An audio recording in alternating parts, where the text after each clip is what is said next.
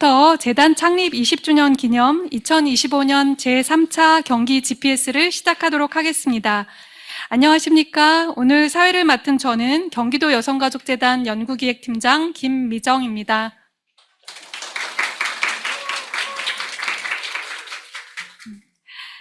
바쁘신 와중에 우리 재단 제3차 경기 GPS 행사에 참석해 주신 분들과 각처에서 줌으로 참석해 주고 계신 많은 분들께 진심으로 감사의 말씀 드립니다. 경기 GPS는 우리 재단의 성과 확산 프로그램의 하나로 젠더 팔러시 세미나의 약자입니다.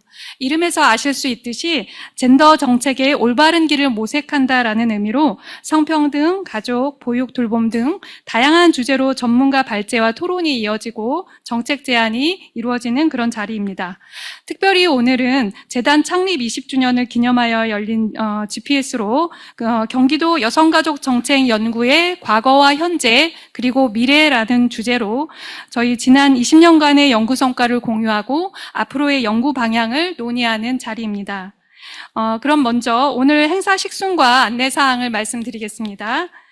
오늘의 정책 세미나는 개회 및 인사, 주제 발표와 토론, 그리고 소통회장 순서로 진행이 됩니다.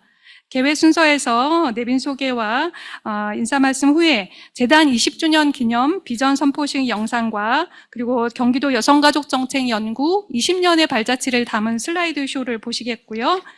이어서 정책 세미나 본 행사에서 주제 발표, 지정 토론 및 종합 토론 순으로 진행이 됩니다. 종합 토론을 끝으로 본 행사를 마치게 되면 10분간 장내 정리를 한 후에 소통의 장이 이어집니다. 소통의 장 이 시간은요, 현장 참석자분들 간의 못다한 이야기를 격의 없이 나누시는 그런 시간으로 저희가 마련한 간단한 도시락을 드시면서 이렇게 담소를 나누시는 시간을 가질 예정입니다. 그럼 이제부터 20주년 기념 제3차 GPS 시작하겠습니다. 먼저 오늘 참석해 주신 내빈과 주제 발표자 및 토론자분들을 함께 소개해 드리겠습니다. 시간 관계상 일일이 다 소개 못 드리는 점을 너그러이 양해해 주시기 바랍니다. 오늘 현장에 지금 많은 분들이 사전 신청을 하셨는데요. 특별히 저희가 다 소개 못 드리고 너무 죄송한데요. 저희 17개 시도의 여성정책 연구기관들의 협의체인 전국 여성정책 네트워크에서 또 멀리 와주신 분들이 계십니다. 충남 사회서비스원의 김영주 박사님, 우봉남 박사님께서 와주셨습니다. 감사합니다. 네. 그리고 인천 여성가족재단에서도 와주신다고 하셨는데 혹시 오셨나요? 네. 인천 여성가족재단의 김은희 박사님, 예, 그리고 정승화 박사님도 와주셨습니다. 감사합니다. 네, 그리고 아직 참석지 못하신 분들이 계셔서 주제 발표자와 토론자 소개로 넘어가도록 하겠습니다. 먼저 오늘 행사의 좌장은 우리 재단의 정형옥 정책연구실장이십니다. 그리고 오늘 발표를 맡아주신 마경희 한국여성정책연구원 선임연구위원이십니다. 네, 토론자 5분을 소개해드리겠습니다. 안태윤 지속가능경영재단 전문위원이십니다. 네, 고지영 제주여성가족연구원 선임연구위원이십니다. 네. 노성향 대구대학교 아동가정복지학과 교수이십니다. 정기선 서울대학교 사회발전연구소 객원연구원이십니다. 네, 그리고 우리 재단 김영혜 선임연구위원이십니다. 예, 그리고 각지에서 줌으로 함께 해주고 계신 선생님들도 계십니다. 줌 참석자들은 이제 모니터 화면에 보실 수 있고요. 특별히 전임 원장이신 한옥자 원장님, 그리고 경기 여성단체 연합의 이정아 대표님, 남양주시 가족센터 이주연 센터장님과 또 전국 여성정책 네트워크의 전북 여성가족재단, 전남 여성가족재단, 경북 여성정책개발원의 또 9분의 박사님들도 함께 참여해 주시고 그 외 많은 유관기관 단체 관계자분들과 도민 여러분 함께 해주고 계십니다. 대단히 감사드립니다. 이어서 오늘 행사를 주최하신 김혜순 대표이사님 인사 말씀 시간인데요. 오늘 부득이하게 도의회 참석 일정이 좀 지연이 되는 바람에 아직 도착을 못하셨습니다. 그래서 여러분들의 너그러운 양해를 부탁드리고요. 인사 말씀 듣도록 하겠습니다. 안녕하십니까. 경기도 여성가족재단 대표이사 김혜순입니다. 2005년 5월 3일 경기도 가족여성개발원으로 출범한 우리 재단은 오늘에 이르기까지 20해 동안 경기도 여성과 가족이 더 나은 삶을 누릴 수 있도록 성평등, 가족, 보육, 아동, 청소년, 다문화 등 필요한 정책을 연구하고 경기도의 정책과 사업을 뒷받침해 왔습니다. 먼저 20년 역사를 촘촘하게 엮어온 저희 재단 구성원 모두의 노고에 정말 감사의 말씀을 드립니다. 우리 재단 구성원들의 헌신뿐만 아니라 경기도와 경기도의회 그리고 학계 및 현장 전문가분들 또 유관기관과 단체 그리고 도민 여러분들의 진심 어린 관심과 성원 덕분에 저희 재단이 경기도 대표 여성가족 전문기관으로 자리매김할 수 있었습니다. 진심으로 감사 말씀드립니다. 이번 경기 GPS는 재단 정책 연구 20년을 돌아보는 자리입니다. 지금까지 거둔 성과를 다시 한번 공유하고 또 앞으로 재단 연구가 나아가고 기여해야 할 방향이 무엇인가 모색해 보기 위해서 마련된 자리입니다. 오늘 발표를 맡아주신 한국여성정책연구원의 마경희 박사님 그리고 저희 재단의 선배 연구자이시죠. 오늘 토론을 맡아주신 지속가능 경영재단의 안태훈 박사님, 제주여성가족연구원의 고지영 박사님, 대구대학교 아동가정복지학과의 노성량 교수님, 그리고 서울대학교 사회발전연구소의 정기선 박사님, 그리고 우리 재단 김영애 박사님까지 모두 감사드립니다. 바쁘신 일정 잠시 미뤄두시고 우리 재단에 직접 와주신 현장 참석자분들과 또 줌으로 이 자리에 함께 참석해주고 계시는 많은 분들께 진심으로 따뜻한 감사 말씀드립니다. 오늘 이 자리에서 여성가족정책연구 20년의 성과에 대해서 칭찬도 많이 해주시고 또 앞으로 저희가 나아가야 할 그 방향과 과제에 대해서도 활발하게 제안해 주시기 바랍니다. 저희 모든 임직원들이 경청하도록 하겠습니다.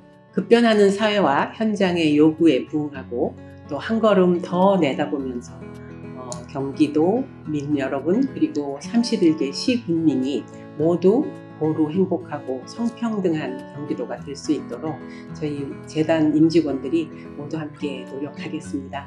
앞으로도 많은 사랑과 성원을 부탁드립니다. 감사합니다.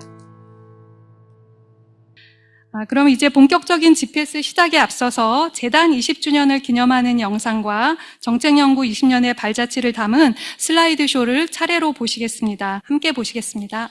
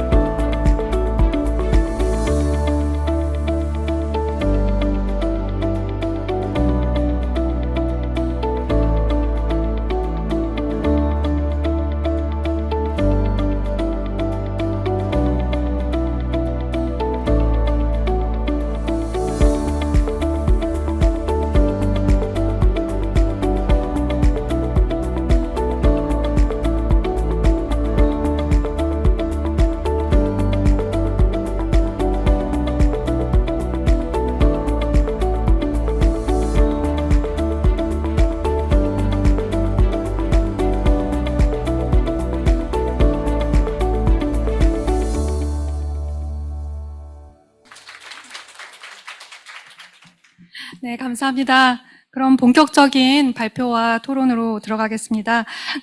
마경희 한국여성정책연구원 선임연구위원께서 성평등 정책과 경기도 및 지역 연구기관의 역할과 과제라는 제목으로 주제 발표를 해주시겠고요. 이후 순서부터는 좌장이신 정형욱 실장님께서 진행을 해주시겠습니다. 네, 그리고 발표가 끝난 후에는 발표자와 토론자들 좌장께서 앞에 마련된 좌석으로 나와 주시면 되겠습니다. 네. 안녕하세요. 네, 저는 마경이라고 하고요. 한국여성정책연구원에서 지금 일을 하고 있습니다. 예, 경기도 여성가족 재단 20주년 기념 세미나에 이렇게 초대돼서 발표할 수 있는 기회를 주셔서 이제 감사드린다는 말씀 드리고요. 또 한 가지는 제가 20년 전에 이제 이 재단 처음 만들어질 때 초창기 멤버로서 이제 일을 했었거든요. 그래서 20년이나 그 사이에 이제 20년이라는 시간이 이제 흘렀고, 처음에 그때 이제 만들어졌을 때, 뭐 옛날 얘기하는 거네, 갑자기. 갑자기 이제 그때 기분이 갑자기 좀 새록새록 납니다. 이게 처음에 이제 아무것도 없는데, 그때는 여성회관이라고 하는 데서 이런 이제 번듯한 사무실도 없고, 당시에는 뭐 여성회관에서 여성들 이제 취미나 직업훈련 같은 거 이제 하는, 거기서 이제 끼어서 한 2층에 이제 방 하나에 연구원들 다 같이, 너무 옛날 얘기를 많이 하던 이제 그런 시절이 있었는데, 그때는 이제 막 아무것도 없고 이제 막 바로 출근해가지고 무슨 일을 해야 되나 이제 이런 것도 있었고, 그러면서 지금 얼핏 기억나는 거는 당시에 이제 로고도 같이 만들었던 것 같아요. 원장님께서도 하시기도 하셨지만 직원들이 모여가지고 어떤 게 좋을까봐 이제 이런 얘기도 했었는데, 지금 보니까 로고가 또 바뀌긴 했더라고요, 중간에. 아마 이제 재단 연구원 이렇게 이름 명칭 바뀌면서 좀 그러지 않았나 하는 생각이 들어서 잠시 이제 앞에 흘러온 그 발자취들을 보면서 약간 떠올라서 이제 말씀을 좀 드렸고요. 예, 제가 오늘 지금 발표할 내용은 성평등 정책과 경기도 지역 여성 지역 연구기관의 역할과 과제라는 이제 제목의 발표입니다. 예, 제가 살기는 경기도에 살아서 경기도민인데, 지금 연구나 활동은 주로 이제 중앙정부 정책을 위주로 하다 보니까, 사실은 이제 이 경기도의 행사라서 이제 그동안 해오셨던 내용들을 좀 제가 좀 잘 알고 꿰고 그 기반 위에서 이제 발표를 드렸어야 되는데, 그 20년의 발자취를 따라갈 수가 없기 때문에 짧은 시간 동안에 그냥 제가 할 수 있는 내용으로 구성을 하고, 앞으로 이제 정책 환경이 좀 많이 바뀌니까 그 환경에 이제 부응해서 경기도의 연구가 이제 어떤 방향으로 진행되셨으면 좋을지에 대한 제안을 하는 방식으로 이제 내용을 구성해 가지고 왔다는 말씀을 드리겠습니다. 예. 그래서 이제 크게 내용은 정책 환경 변화, 그리고 성평등 정책 패러다임 전환을 위한 프레임워크, 그리고 이제 경기도 여성가족재단 연구 성과의 향후 과제, 이제 이런 내용으로 이제 구성이 되어 있습니다.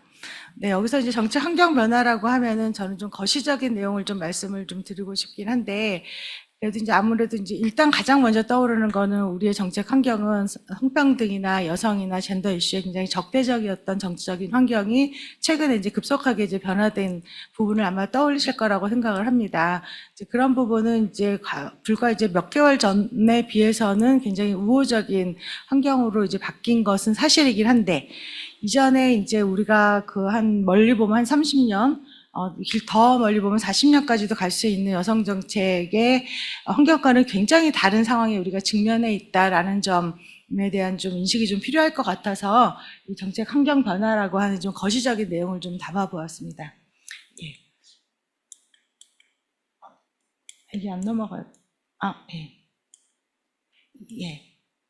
네, 그래서 간단하게 오늘의 주제가 과거, 현재, 그리고 미래 도전 뭐 이렇게 되어 있는데, 과거를 아주 간단하게 막 이렇게 보시면 우리가 그동안 이제 성평등 정책이 흘러왔던 과정을 그냥 저는 대체로 한 이런 정도의 한 4개의 흐름 정도로 짚어봅니다.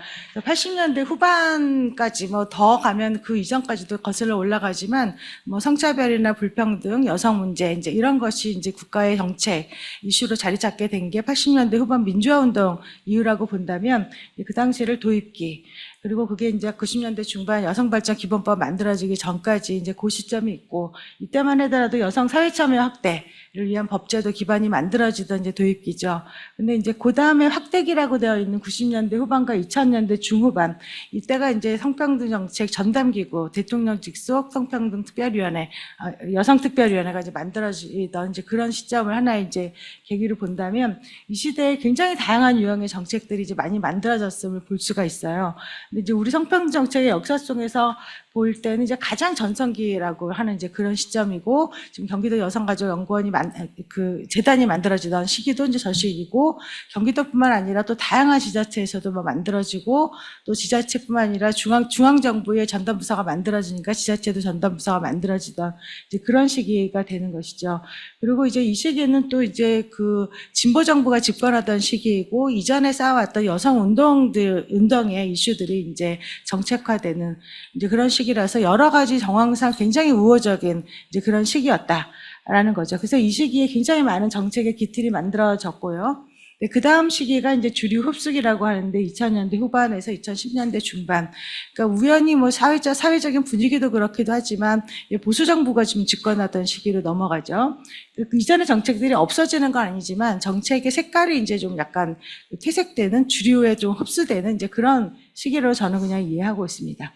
네, 그래도 어찌어찌 뭐 부처를 아예 없애버리겠다. 물론 이제 이명박 정부 때도 없애버리겠다는 이제 그런 얘기도 있긴 했습니다만, 이제 여성계의 노력에 의해서 여전히 이제 방어를 하고 지나갔지만, 예, 그 다음 시기에 이제 전환기로 우리가 넘어오면 그게 이제 최근 한 10년 정도 길게 보면요, 2000년대, 10년대 중반부터 이제 지금까지 시기인데, 가장 뭐 젠더 갈등이라고 하는 이슈, 백래시 이런 건 이제 최근에 압축적으로 경험했지만 그 전조 증상이 2010년대 중반부터 사실은 있어 왔던 거다라고 이제 말씀을 드릴 수가 있겠습니다.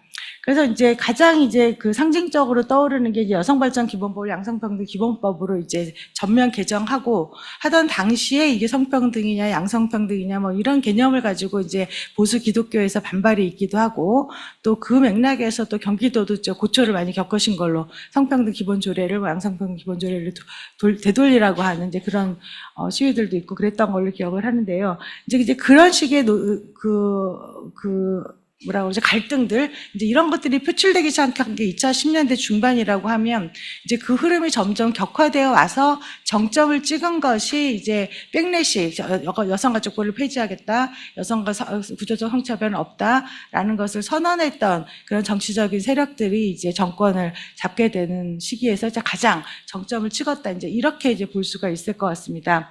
그러니까 그동안은 어떻게 보면 확대기까지는 굉장히 고소 성장을 해왔고, 주류기에는 이제 현상 유지가 되어 왔던 것이 이제 전환기에는 이제 갈림길에 놓여 있다. 이제 저는 이렇게 보고 있습니다.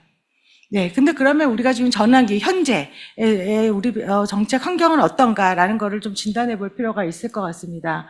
우선은 지금 이 상황에서 우리가 갈림길에 놓여 있기도 하지만 굉장히 상반되지만 센 두 개의 힘이 지금 부딪히고 있는 시기거든요. 페미니즘 대중화라고 그래서 성평등에 대한 요구는 어느 시대보다 훨씬 더 강한 것 같아요. 80년대 여성운동의 목소리가 세기도 했지만 이렇게 사회 전체적으로 뒤흔들 만큼 목소리가 큰 시점이 사실 없었던 것 같고, 또 그만큼 또 반대의 목소리도 굉장히 큰 시기가 되어 있는데, 이제 그렇게 두 개의 다른 힘들이 부딪히게 되는 그런 맥락이라고 하는 것이 바로 이렇게 성불평등 문제의 성격이 변화되고 있다라고 하는 것이죠. 그래서 과거에 비해서 좀 나아진 부분들이 있죠. 여성 고용률이라든지 대학 진학률이라든지 이런 부분들이 있고, 그런데 또 다른 한편으로는 우리 사회가 이제 불평등이 심화되다 보니까 각 성별이 다 단일한 집단이 아니게 되었다라는 거죠. 여성들 내부에서도 굉장히 눈에 띄고 성공하는 여성들이 또 나타나게 되고, 옛날하고 다르게요. 또 남성들은 또 남성들 내부에서 계층ber 격차가 심화되다 보니까는 이 박탈감을 느끼는 남성들이 많아지고, 네, 이러다 보니까는 이제 이 안에서 이제 갈등의 조짐들이 생겨나게 되는 것이죠. 그리고 차별의 성격이라고 하는 것이 이게 겉으로 이게 법에서든 아니면 실제로 언어로든 관행에서든 여성을 배제하는 것이 전혀 문제시되지 않던 시절도 사실은 있었잖아요. 이제 그런 성격을 가지던 것이 이제는 이제 그런 명시적인 것들은 상대적으로 많이 감소가 되고 되게 미묘한 방식으로, 미묘하고 암묵적인 형식으로 이제 바뀌게 되는 것이죠.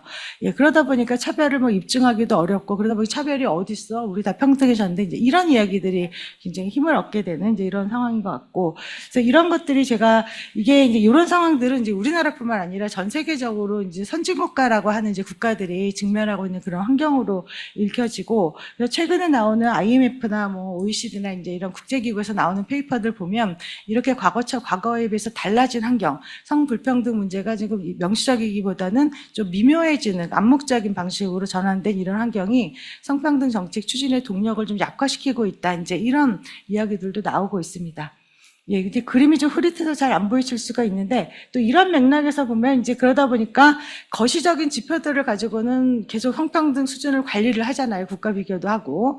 그런데 이제 국민들의 체감도라고, 사실은 정책이 어떤 동력을 얻는 거는 이제 국민들의 지지를 받아야 되는 건데, 거시 지표는 사실 체감이 잘 안 되고, 예, 체감이 잘 안 되니까 각자 체감할 수 있는 거는 지금 과거보다 나아진 이제 주관적인 이제 그런 지표들이다 보니까, 근데 이런 거는 이제 입소스라고 하는 이제 조사회사가 31개 이제 국가, 우리나라를 포함해가지고 국가를 대상으로 해서 2024년 작년 세계 여성의 날에 발표한 자료인데요.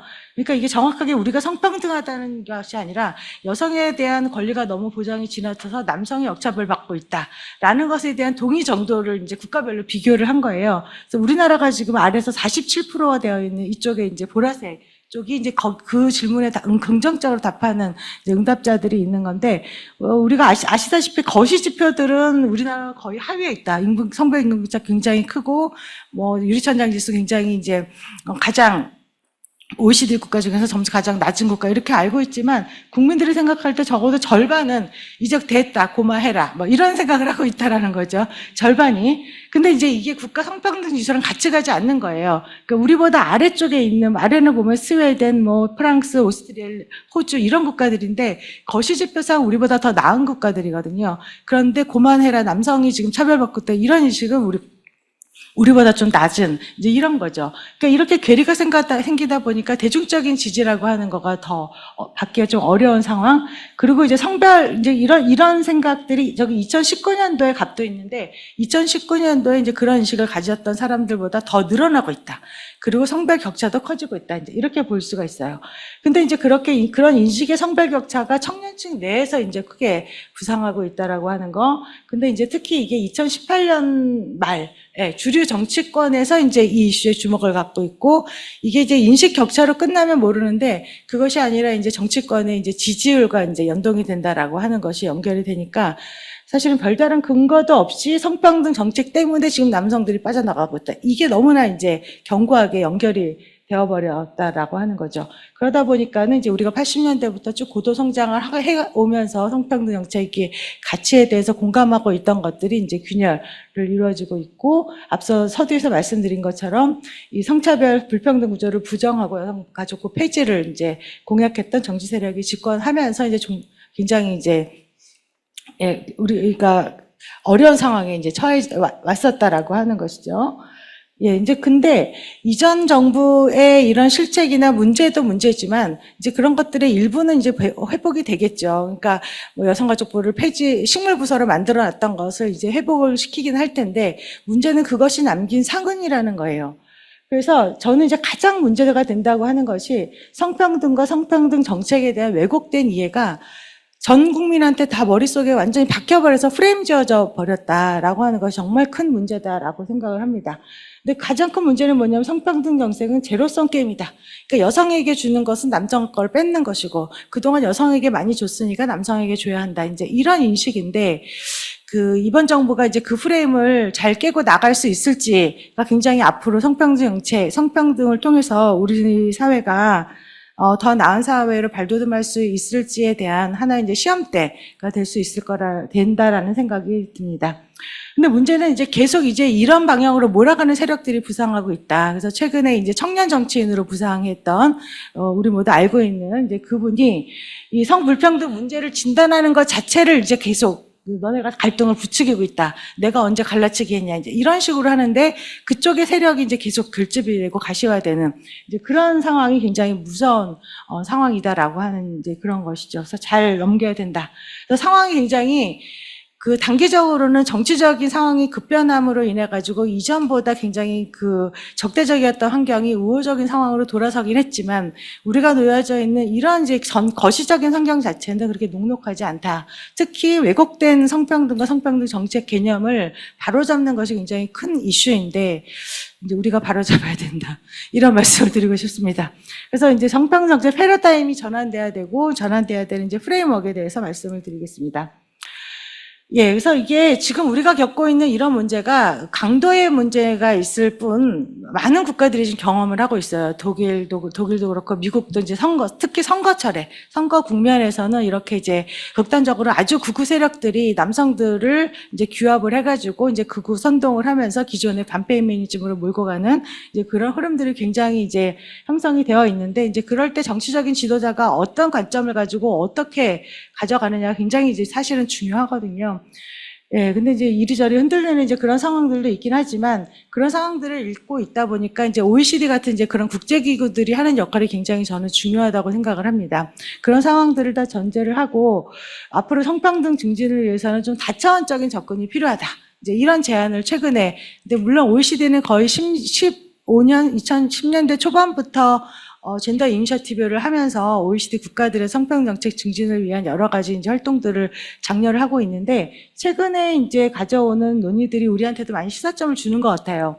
그래서 지금 이게 성불평등의 빙산이라고 하는 비유인데 빙산에 이제 우리가 알듯이 이게 수면 위에 올라간 거는 일부지만 그 밑에 빙산에 훨씬 더 큰 것이 있고 수면 위에 드러난 것을 우리가 해결하려고 하는 표면적인 해결 가지고는 완전히 문제를 해결하기 어렵다. 이제 이런 시사점을 주는 거예요. 그래서 빙산 위에 나와 있는 저 부분들은 뭐 성별 인권 격차이기도 하고 대표성에 있어서 성별 격차이기도 하고 뭐 과학기술 분야에서의 젠더 갭이기도 하고 이제 여러 가지들인데 우리가 그동안 해왔던 접근 방식은 저 수면 위에 있는 저 갭을 줄이기 위해서 굉장히 단기적인 처방, 타겟팅화된 접근들을 많이 한 거죠. 과학기술 분야로 여성 진출 많이 하기 위해서 여학생들 대상으로 과학기술 연구를 한다든지 이제 이런 방식인 거죠. 성별 임금 격차 줄이기 위해서 여성들 경제활동 참여 많이 하도록 하기 위해서 경력 단절 여성 막 교육 훈련해갖고 취업시키고. 근데 이런 것도 굉장히 중요하고 유효하지만 그것만 가지고는 그런 노력을 오랫동안 해왔음에도 불구하고 여전히 성평등이 미완의 과제로 남아있는 것은 그 빙산의 수면에 있는 얼음을 깨지 못했기 때문이다. 이제 이런 얘기를 하는 거죠. 그래서 수면 아래에 있는 저 원인을 이제 해결하는 사회 전반에 뿌리 깊이 박혀 있는 어떤 규범, 관행, 이제 이런 것들을 해결하려고 하는 노력들에 좀 더 이제 관심을 기울여야 되고, 그러기 위해서는 굉장히 다차원적인 접근이 필요하다. 이런 제안을 하고 있습니다. 그런데 이제 문제는 이 수면 아래에 있는 이런 정말 구조적인 장벽들, 변화를 가로막는 장벽들, 이제 이런 것들은 측정이나 분석이 어렵고 또 개인들의 신념하고 밀접한 관계가 있어서 참 해결하기가 어렵다. 그 성평등 정책을 통해서 우리 사회가 앞으로 변화되어 나가도록 하는 데 있어서는 훨씬 더 어려움이 많이 이제 놓여져 있다. 이제 이런 내용으로 이해해 볼 수가 있을 것 같습니다. 그래서 이런 내용들을 좀 도식으로 이렇게 그려보면 우리가 이제 표면만을 건드려 왔던 거에서 그 수면 아래에 얼음을 녹이는 작업을 하려면 수면 아래에 무엇이 있나에 대한 진단이 좀 필요한데 좀 복잡해 보이긴 하는데 이런 지금 블루 계열의 이제 이런 것들이 성불평등 구조가 어딨냐, 이제 성불평등 구조가 없다, 이제 그런 이야기들을 굉장히 많이 했지만, 이런 것들이 구조다, 보이지 않는 것들이 이제 구조다라는 이제 그런 말씀을 드리고 싶고, 그것은 학교, 가족, 노동시장, 이런 것들을 다 조직화하는 여러 가지 규칙들, 이제 이런 것들을 바꿔내려는 노력을 해야 된다, 이제 이런 말씀을 드리고 싶고, 젠더폭력, 여성의 의사결정에서 낮은 지위, 또 성역할 분업, 이제 이런 것들을 서로 맞물려가지고, 어느 하나의 이제 고리를 깨지 않으면 다른 하나도 하나도 굉장히 다 얽혀져 있는 이제 그런 문제다라고 하는 인식이 필요하다. 이제 이런 말씀을 좀 드리고 싶고, 그 다음에 또 한 가지는 저기 노란색으로 보이는 게 지금 잘 보이시지는 않는데, 이게 이제 초저출산이라고 하는 우리 사회가 놓여져 있는 사회 재생산 위기잖아요. 근데 이제 인구 위기, 사회 재생산 위기, 이제 이런 것들에 대한 해법은, 전형적인 해법은 뭐 집을 주고 뭐 돈을 주고 막 이제 이런 것들인데, 사실 청년 여성들의 입장에서 놓고 볼 때는 집 주고 돈 주면은 애를 안 낳겠죠. 혼자 살 수 있는데. 예. 그렇잖아요. 그러니까는 이런 불평등의 구조 속에서 여성들이 경력 단절을 한다거나, 우리나라 청년 여성들이 전 세계에서 가장 교육 수준이 높습니다. OECD 국가 중에서 가장 높아요. 가장 교육 수준이 높은 여성들이 이런 불평등 구조 속에서 임금 페널티, 모성 페널티를 가장 많이 경험하게 되고, 결혼이나 임신 출산을 하게 되면은 임금 페널티가 금방 오게, 평생 생애 노동에서의 그 불이익을 다 온몸으로 받아야 되는 이제 그런 구조이기 때문에 저출산 현상은 이런 구조 속에서 너무 당연한 거라고 하는 거죠. 그러니까 우리가 성불평등 구조를 해결하지 못하면 우리 사회의 지속 가능성이라는 것은 굉장히 제한적이다. 이제 이런 말씀. 물론 이걸 해결한다고 해서 이 재생산 위기 자체가 완전히 해결되는 거 아니죠. 저쪽이 시커멓게 되어 있는 게 이제 워낙에 더 큰 구조일 수 있고 그쪽에 접근 더 필요하지만 성불평등 구조에 대해서 눈 가리고 우리 재생산 위기를 벗어날 수 없다. 이제 이런 말씀을 좀 드리고 싶은 것이고요. 그래서 앞으로 성평등 정책은 성평등 정책이 여성들만의 요구다. 이런 관점에서 벗어나야 된다. 그러니까 제가 성평등이 왜곡된 이해라고 하는 것이 이것이 여성들만 좋자고 하는 것이고 이걸 하면 남성들에게는 불이익을 준다. 이 틀을 정말 벗어나야 된다라고 하는 것이죠. 평등하지 않으면 지금 이번 정부는 성장을 굉장히 강조하는데 사실은 성장도 가능하지 않고 좋은 인적 자원을 갖춘 여성들이 노동시장에서 역량을 발휘하지 못하면 성장의 잠재력이라고 하는 것은 상당히 제한적일 수밖에 없다는 거죠.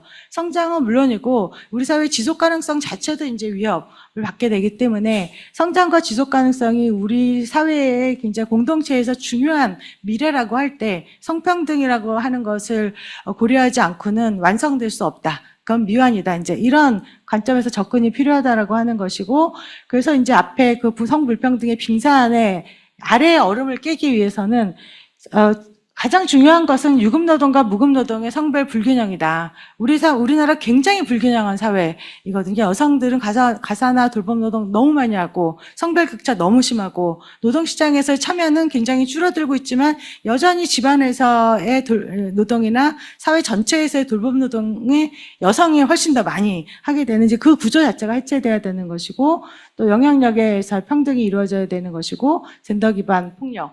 굉장히 어쩌면 그동안 다 했던 뻔한 얘기지만 그동안의 정책 접근들도 굉장히 중요한 접근들이 많이 있죠. 그리고 굉장히 필요한데 한마디로 말하면 저 빙산의 그 수면에 있는 얼음을 깰 수 있는 타격감이 크진 않았다. 이 얼음을 깰 수 있는 타격감이 큰 정책을 해야 된다. 이제 이런 말씀을 드리고 싶어요. 그래서 이 위층을 이야기를 하면 저거 맨날 하던 소리고 뻔한데 왜 그러냐면은 뻔하죠. 왜냐하면 밑에가 바뀌지 않았기 때문에 그 상층부에 보이는 수면 위가 변할 수가 없다라는 이제 그런 말씀을 드리는 거예요. 그래가지고 뭐 이런 식의 우리가 너무나 다 익숙하게 생각했던 우리 사회의 모습이 익숙하지 않은 그런 사회가 돼야 된다. 남녀 간의 역할과 지위가 분리가 되어 있고 이것이 다 위계화되어 있는 이제 이것들을 깨뜨려 나가는 것이 이제 우리의 과제가 돼야 된다라고 하는 것이고, 그래서 성평등 정책의 앞으로의 더 추진 방향은 성별 고용 격차 해소. 라고 하는 거, 그다음에 성별 돌봄 격차. 그러니까 고용 격차 해소를 위한 노력들은 굉장히 많이 해왔지만 돌봄 격차 해소를 해야겠다고 하는 그런 노력들은 사실은 정책 수단이 그렇게 마땅치가 않기 때문에 그것은 대체로 이제 가족 안에서의 역할 분담으로 넘어가서 정책이라고 하는 공적 영역에서의 어떤 개입할 수 있는 수단이 사실 크지 않았지만 이 분야가 바뀌지 않는 한 앞에 우리 불평등 구조가 바뀌기 어렵고 또 구조가 바뀌지 않는 한 우리 사회의 지속 가능성이 굉장히 어렵다. 이런 인식이 굉장히 확산돼야 된다라는 이제 그런 생각이 들고요. 그래서 이 지점에서 중요한 게 일터의 혁신, 노동시장에서 근로 관행 자체, 우리 많은 이야기를 했었지만 사실은 굉장히 이제 타격감이 적었는데 타격감이 큰 정책 수단을 만들어내야 하고 특히 남성들이 많이 변화해야 된다. 남성들이 가족 내에서 역할 변화를 많이 지원을 해야 되고 그래서 제 느낌적인 느낌에 이번 새 정부는 남성이 뭔가 키워드가 되는 정책을 할 것 같은데 그 남성이 키워드가 되는 정책의 방향을 굉장히 잘 잡는 게 저는 중요하다. 이런 말씀을 하고 싶습니다. 그래서 경기도에서 모범을 좀 보여서 남성을 대상으로 하는 정책을 한다고 할 때 그것이 기존에 여성을 대상으로 했던 정책이 남성에게 피해를 줬으니까 이제 남성에게 이득을 주는 정책을 하자. 이런 관점 절대 안 된다. 그런 관점이 아니라면은 무엇이 돼야 될까에 대해서는 굉장히 많은 고민과 노력을 해서 우리 사회에서 좀 제시를 해줄 필요가 있다. 이제 이런 말씀을 드리고요. 그다음에 돌봄 경제 투자와 성평등의 선순환 구조 창출이라고 하는 거는 돌봄 경제라는 말이 이제 최근에 몇 년 사이에 굉장히 이제 유행하기도 했지만 이것의 핵심은 성평등과 선순환 구조를 만드는 거. 근데 쉽게 말하면 지금 정부가 창출한 그 정부 지원 일자리, 돌봄 일자리들 굉장히 많아요. 근데 다 저임금, 정부가 창출한 일자리 다 저임금, 아이 돌봄이는 거의 뭐, 예를 들어서 최저임금 수준이죠. 네. 시간이 없어가지고, 네. 제가 5분이 됩니다. 금방 끝내겠습니다. 네. 근데 거의 제가 세보니까 100만 개쯤은 됩니다. 요양보호사 제일 많기도 하지만 그 100만 개의 일자리를 좋은 일자리, 그리고 임금을 대폭 인상을 해서 너무 평가절하된 일자리이기 때문에 그 부분에 대한 연구도 필요하고요. 모든 의사결정에서 유리천장 깨기의 실질적 대표성, 이 이야기도 많이 했지만 굉장히 뭐 실제 그냥 형식적으로 뭐 공공부문 대표성 제고 30% 이행률 이런 점검을 가지고는 안 된다. 타격감을 주는 정책들 실질적으로 해야 된다. 뭐 그러면 새 정부 같으면은 뭐 정부 내각의 50%를 여성으로 하겠다. 뭐 적어도 이 정도 나와줘야 되지 않겠습니까? 네, 그리고 젠더폭력 혐오 예방 패러다임 전환 이 부분에 있어서도 굉장히 남성을 어떻게 변화시킬 것인가. 지금 지배적인 남성성에서 벗어나지 못해서 대안을 찾지 못하는 남성들을 어떻게 변화시킬 것인가. 변화시켜서 성평등의 주체로 참여할 수 있도록 할 것인가에 대한 연구 굉장히 필요하다 생각되고, 그리고 이전 정부에서 이제 거의 식물처럼 있었던 전담기구가 리더십을 강화하고 실질적 성취와 인프라를 구축하는 이제 이런 문제가 남아있다라고 볼 수가 있겠습니다. 네, 그래서 마지막으로 경기도 여성가족재단의 연구 성과를 앞에서도 슬라이드에서도 잠깐 보셨지만 제가 이제 자료를 주셔가지고 사실은 내용을 좀 봐야 되는데 너무 많아서 내용을 못 보고 전체적인 경향성만 이제 이렇게 좀 보았는데, 보니까 제가 있었던 게 제가 2005년 저 무렵에 있었거든요. 저때 14개인데 14개를 했었어요. 근데 그 사이에 엄청나게 많이 늘어서 정말 뼈를 많이 갈아 넣으셨구나. 특히 2000년대 중반에, 10년대 중반에 정말 많이 이제 있어서 슬퍼하시는 것 같습니다. 고생하셨다. 울 것 같아요.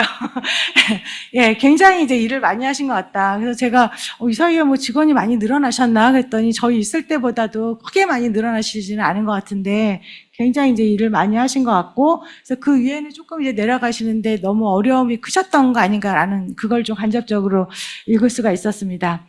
예, 그리고 이제 자체가 이제 앞서서 자체적으로 개발하셔서 하시는 과제도 있고, 그 다음에 자체 현안 과제라고 하는 것이 이제 중간에 여기 하늘색 나오는데 저기 2011년도 요건 아마 단기적으로 수행하셔가지고 그때그때 필요한 과제를 이제 하셨던 것 같은데, 이제 그런 과제들도 중간중간에 굉장히 많이 늘어나 있었고, 그 다음에 수탁 과제는 이제 저 상단에 가장 위에 쌓여져 있는 이제 이런 것들인 것 같습니다. 그래서 점차적으로 2010년대에 들어오셔서 과제 내용도 굉장히 다양화하고 다변화하는 방식으로 해오셨던 것 같고, 그리고 주제별로 보니까 이제 성평등, 가족, 기타 이렇게 나눠볼 수가 있었어요. 근데 성평등 관련된 연구가 거의 70%로 가장 많았고, 가족, 기타, 기타는 이제 지자체의 성격상 이제 그 담당 부서에서 복지 업무까지 하게 되니까 아동 청소년 복지 관련한 연구들도 많이 하신 것 같은데, 그래도 이제 그 성평등 관련한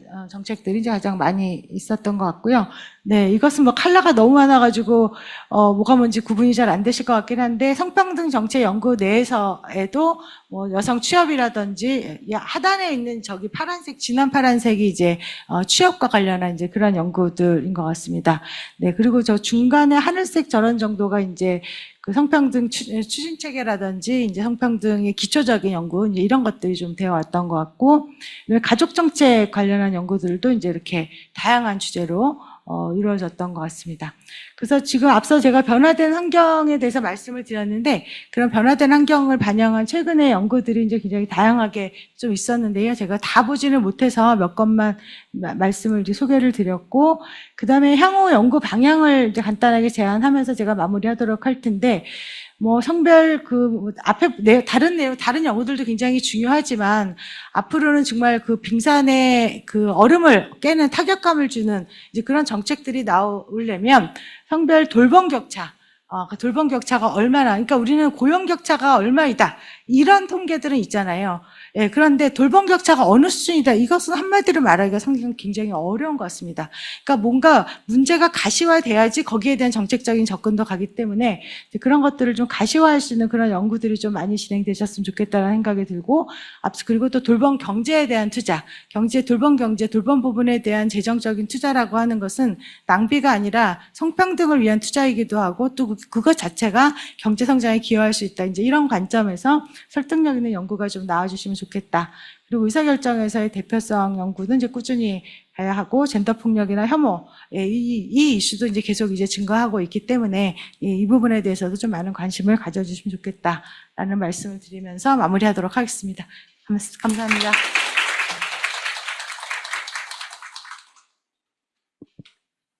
네, 안녕하세요. 이제 본격적으로 토론을 시작하도록 하겠습니다. 오늘 자장을 맡은 정책연구실장 정형옥입니다.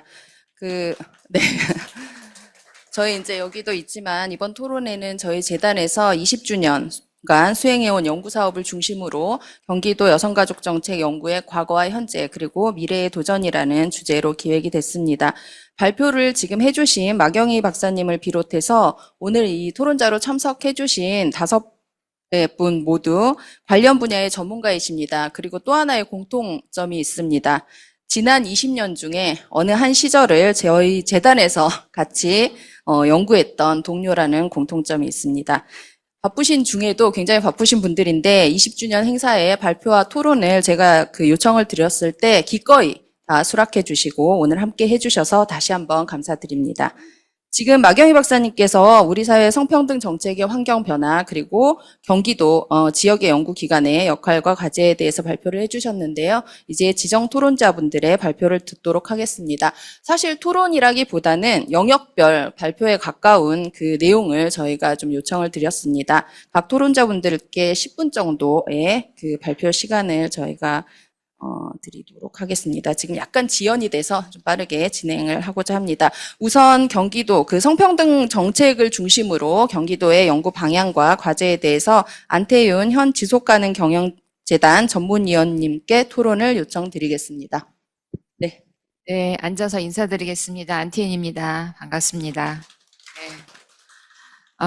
여기 귀한 자리에 또 저에게 토론할 기회를 주셔서 너무 기쁘고 감사하고 또 영광입니다. 저에게 주어진 시간이 10분이라서 제가 써온 토론문을 읽는 것으로 토론하도록 하겠습니다. 이 토론문 이제 내라고 하셔서 조금 막막했어요. 그래서 이제 먼저 그 자료도 주셨지만 우리 이제 홈페이지를 또 살펴보면서 여성가족 자료실에서 이렇게 보니까 우리가 지난 20년의 역사만큼이나 정말 너무나 많은 연구들을 해왔고 또 잘 이렇게 또 탑재해 놓으셨더라고요. 그래서 그만큼 그 뒤에 숨겨진 우리 연구자들의 그 땀과 고민, 노력이 느껴졌고요. 그래서 이제 오늘은 좀 칭찬을 해드리고 싶지만 우선은 저에게 주어진 게 이제 방향과 과제를 이렇게 말하라고 하셔서 그 부분에 좀 말씀드리도록 하겠습니다. 특히 이제 제가 사업이나 교육을 좀 해봤기 때문에 이 토론문을 쓰면서 이 연구와 사업과 교육을 좀 연결하는 방안이 자꾸 아이디어가 떠오르더라고요. 그래서 뭐 민원 차원이지만 좀 적어보았습니다. 앞서서 또 마경희 박사님이 성평등 정책에 대해서 마크로 거시적인 거나 너무 분석을 잘 해주셔서 저는 이제 어떤 연구를 한 것에 대한 분석은 말고 이런 연구를 앞으로 하시면 좋겠다 하는 부분을 좀 말씀드리려고 합니다. 물론 제가 해봤거나 관심이 있거나 이런 부분에 너무 집중되어 있어서 좀 사심이 들어 있습니다만 감안해 주시기 바랍니다. 첫 번째는 23년부터 재단이 그러니까 새롭게 추진하는 연구가 이제 경기 여성사 연구가 있는데요. 제가 있으면서 참 이거를 해보고 싶었습니다. 그런데 이제 참 이게 광역이 여성사를 한다는 게 너무나 힘든 일인데 이제 용기와 어떤 도전 정신으로 이걸 잘 시작을 하셨습니다. 그래서 이제 이 연구가 부디 뭐 2, 3년으로 끝나지 말고, 장기적으로 지속되기를 바라는데요. 그러기 위해서는 이제 어떤 부분인가의 분야가 여성운동이라든지 정치 참여, 문화예술, 사회복지, 또 봉사, 과학기술 그런 다양한 주제 발굴이 좀 고민이 필요하겠지만 또 하나는 이게 시군과 연계해서 우리 시군의 뭐 개인이라기보다는 유관기관이나 또 시군의 문화재단이라든지 있잖아요. 그래서 그런 여성사 기록, 시군의 여성사 기록 작업도 같이 좀 되면 좋겠다는 생각이 들어요. 그거는 경기도라는 게 시군으로 결국 이루어진 것인데 살펴보면은 시군의 문화재단이나 이런 시군연구원, 시정연구원에서 이미 시군지가 굉장히 많이 발간되어 있는데, 거기에서 여성을 찾아보기가 너무 어렵다는 거예요.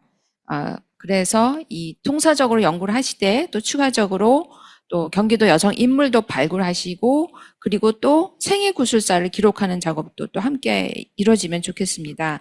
통사를 하면 이게 20세기의 우리 경기도 역사와 더불어서 100년 동안 우리 여성들의 활동을 발굴하고 그 의의를 자리매김하는 의미가 있겠지만, 결국 한 여성들이 자기 자리에서 이 삶의 주체로서 사회에 참여할 때 어떤 구체적인 차별과 불이익에 처하는지, 그리고 그런 좌절과 역경에 어떻게 그걸 헤치고 앞으로 나아갈 수 있었는지, 그 전략은 무엇이었는지 그런 것을 좀 이해할 수 있지 않을까 생각이 듭니다. 그래서 이 경기 여성사 연구가 우리가 계속 정책 연구에 초점을 두었습니다만, 그래도 이 여성사를 연구함으로써 지난 100년 경기 여성들이 쌓아올린 땀과 눈물의 시간들을 여성주의 관점에서 조명함으로써 향후 경기도 여성 정책에도 시사점을 저는 제시할 수 있다고 생각하고, 또 우리 경기 여성들에게 자긍심도 주고, 또 더 나아가서 21세기에도 여전히 성평등이 중요한 가치라는 것을 드러낼 수 있는 작업이 되겠다라고 생각합니다. 두 번째는 이제 여성 평화주의 관점인데요. 경기도 접경지역이라는 건 다 아시겠고, 특히 이제 전국의 접경지역 15개 중에 7개가 경기도에 있습니다. 근데 이제 우리 올해가 분단체제 80년이에요. 그래서 여성 측면에서 보면 이 군사주의가, 우리나라는 이 군사주의가 남성 중심 질서를 강화하고 또 국가안보가 신성화되다 보니까 이 젠더 위계와 성차별을 이제 고착화한 면이 있다고 우리 연구되어 왔죠.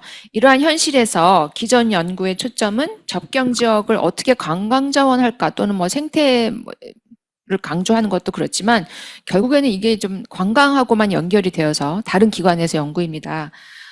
그래서 우리는 이 분단 체제와 군사주의가 경기도 여성의 삶에 미친 영향에 대해서 우리가 좀 해온 게 또 그동안 있었습니다.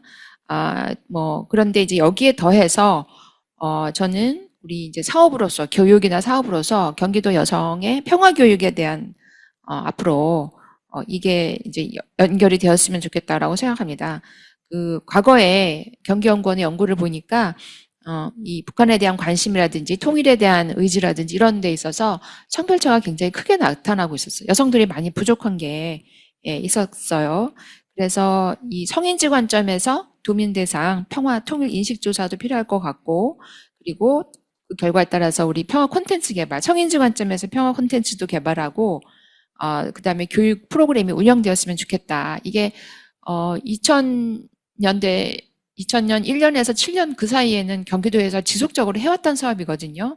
근데 이제 이게 정권이 바뀌면 그 대북 정책 바뀌면서 없어지다가 다시 살아나질 못하고 있어서 지금은 굉장히 좋은 기회인 것 같아요.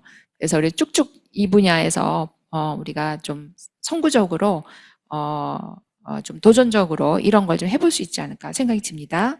세 번째는 4차 산업혁명과 관련해서 앞서도 이제 그런 점을 우리 마경혜 박사님 지적하셨지만, 우리나라가 우리 WEF 자료를 보니까 스템 분야 졸업생 중에서 여성 비율이 25.2%인데요. 그냥 몽골을 한번 뒤져봤어요. 우리보다 훨씬 높더라고요. 그래서 경력 단절을 방지하고 여성 일자리 확대를 위한 연구는 많은 연구가 축적되어 있지만, 우리 여성 청소년들이 이제 앞으로 이분들이 우리 계속 경제 활동을 해나갈 테니까 이공계 분야에 더 진출하기 위해서 우리가 어떤 프로그램이 필요한지, 그런 걸 좀 하면 좋겠다. 그래서 이게 이제 유럽이나 또 우리나라에도 걸스데이 행사를 하는 대기업들이 이제 있거든요. 조금씩 생겨나기 시작해서 이게 이제 여성들에게 진로 탐색을 해볼 수 있는 그런 행사예요. 그래서 경기도도 이 경기도 걸스데이 프로그램이라 같은 것을 해보면 어떨까 이런 생각이 들었습니다. 네 번째는 이제 여성 친화 도시 관련 사업인데요. 이 여성 친화 도시 다 아시겠지만 우리가 이제 인증이라든지 뭐 이게 거버넌스를 해야 되는 어려움이 있어서 다들 이제 인증받고 어려워하고 그다음에 보면 굉장히 고정된 어떤 사업만 계속되고 있는 것 같아요. 사업 발굴이 어려운데. 그래서 이제 우리가 연구도 했지만 그게 시군에서 뭘 추진했나 이거보다 조금 더 이제 여성 친화 도시라는 개념 자체를 좀 확대해서 이게 유럽이나 서구에 보면은 여성 친화 도시가 아니라 성평등 도시이고 젠더 포용 도시이거든요. 젠더 다양성을 추구하는 도시로 나가고 있거든요. 그렇게 해오고 있고. 그래서 우리도 이제 이런 여성 친화 우리 재단 차원에서도 좀 더 이거를 여성 친화 도시라는 개념을 원래 이제 여성 친화 도시라는 게 지자체 기초에서 하는 거니까 우리가 이제 이거를 개념을 좀 확대해 보면서 이제는 조금 어떤 전환기에 있지 않나 이런 것을 개념을 확대해보는 그리고 또 하나는 경기도가 도시, 농촌, 도농복합이 있기 때문에 각 지역에 맞는 여성 친화 도시라는 것도 모델을 만들어 볼 수 있다. 그래서 그런 것을 좀 고민해 봐 주시면 어떨까 생각이 듭니다. 그다음에 두 가지가 더 남았는데요. 다섯 번째는 이제 연구과제를 선정하는 데 있어서의 어떤 저의 경험이기도 하지만 저는 이제 연구자에게 많은 자율성이 주어져야 한다고 생각합니다. 우리가 이제 지금도 그러신지 모르지만 이제 행정하고 같이 이 연구과제를 하다 보면 도나 시군에서 지금 당장 하고 싶어 하는 이제 연구과제를 계속 요구하게 되죠. 그렇지만 이제 그 외에도 우리 연구자들은 그 연구자가 가진 통찰력으로 지금은 아니지만 앞으로 이런 게 이제 계속 이슈가 될 것이고 필요할 것이다라고 하는 것들을 이슈를 갖고 계실 텐데 저는 그것들을 좀 폭넓게 자율성이 좀 인정되는 문화, 인정됐으면 좋겠다라고 생각하고요. 그리고 우리 연구자들도 그런 경기도가 가진 역동성, 변화성 또 그런 다양성을 고려해서 보다 좀 더 창의적으로 주제를 발굴하고 고민해 주시고 거기에 본인의 또 그런 통찰력에 대해서 자신감도 가지시고 그랬으면 좋겠습니다. 그리고 이제 마지막에 또 몇 가지를 굉장히 많이 써놨네요, 제가. 이제 제가 이제 연구자를 여기서 떠나서 경기도민으로 살다 보니까 가끔씩 이제 이런 연구 좀 하면 어떨까? 이런 상상을 좀 해볼 때가 있어요. 그래서 예를 들면, 웃지 마시고요. 경기도 1인 가구가 재난 발생 시에, 우리 반려동물하고 같이 어떻게 대피해야 되는지, 그런 매뉴얼. 사실 이게 일본이나 이런 데는 있더라고요. 그래서 그런 것도 좀 생각해 본다든지. 그 다음에 귀농한 비혼 여성들은 어떤 정책적 지원을 기대하는지, 혼자 사는 노인들의 외로움이 성별로는 어떻게 다를지, 또 여성 군인들이 갖는 경력 개발에 대한 고민이 무엇이며 어떤 성차별을 경험하고 있는지, 이게 군이나 경찰에서 우리가 한 번도 접근을 해본 적이 없는데 저는 해볼 필요가 있다고 생각합니다. 누가 뭐래든. 그다음에 경기도에 거주하는 동성 커플들은 얼마나 되며 어떤 정책적 지원을 바라는지, 여성 장애인이 독립된 생활을 하려면 어떤 지원이 필요한지, 또 경기도 지역별로 이 청년 남녀들의 젠더의식 앞에서도 강조가 되었지만 정말 이 정부가 말하는 국민통합 중에는 저는 가장 중요한 게 이 청년 세대 젠더의식의 격차를 어떻게 통합할 것인가. 그런 거라고 생각해요. 그래서 이런 것도 우리가 저는 경기도는 굉장히 지역별로 남과 북이라든지 시군별로 굉장히 다양해서 그 다양한 시군별로 젠더의식의 격차, 특히 남성에 있어서 어떤 여성도 마찬가지겠지만 그건 어떤 것인지 굉장히 궁금해지더라고요. 이번에 선거라든지 이런 걸 보면서. 그래서 저의 이런 개인적 궁금증을 민원이라고 생각해주고 한 번쯤 고려해 주시면 좋겠고요.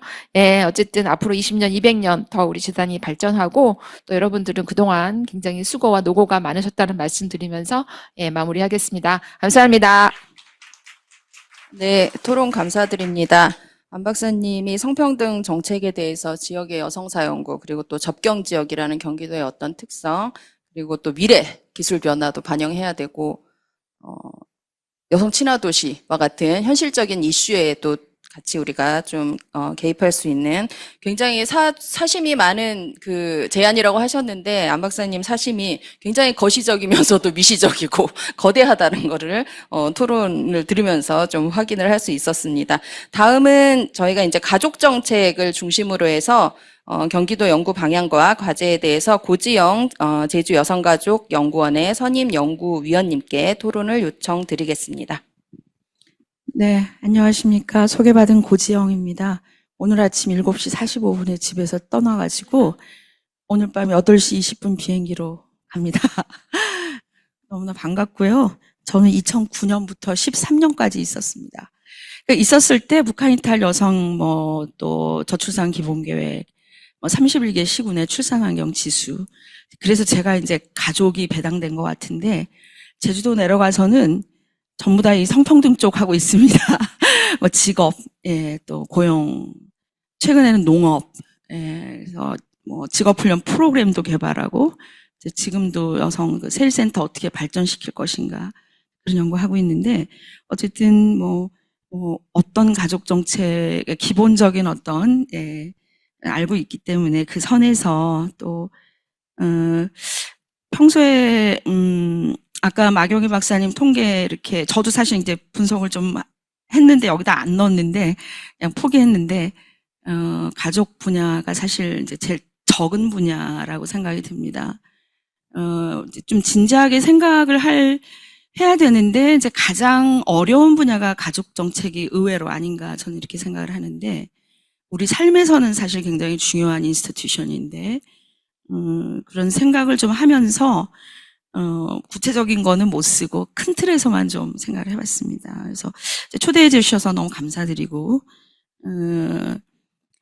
우리 전국에서 가장 많은 인구가 이제 포진하고 있는 우리 경기도 도시농촌, 신도시, 원도시, 화성시는 보니까 연구원도 자체적으로 생겼더라고요. 출산율 제일 높은 그 화성시, 청년 인구 이동, 고령화 다 동시에 진행되는 그런 곳이고 이 다양성이 정말 그야말로 그 다양성의 어떤 그 최첨단이 경기도라고 볼 수 있는데 그래서 가족 정책이든 뭐든 경기도에서 나오는 게 거의 이제 모델이 될 수 있는 많은 그런 거를 가지고 있는 게 경기도라고 생각을 합니다.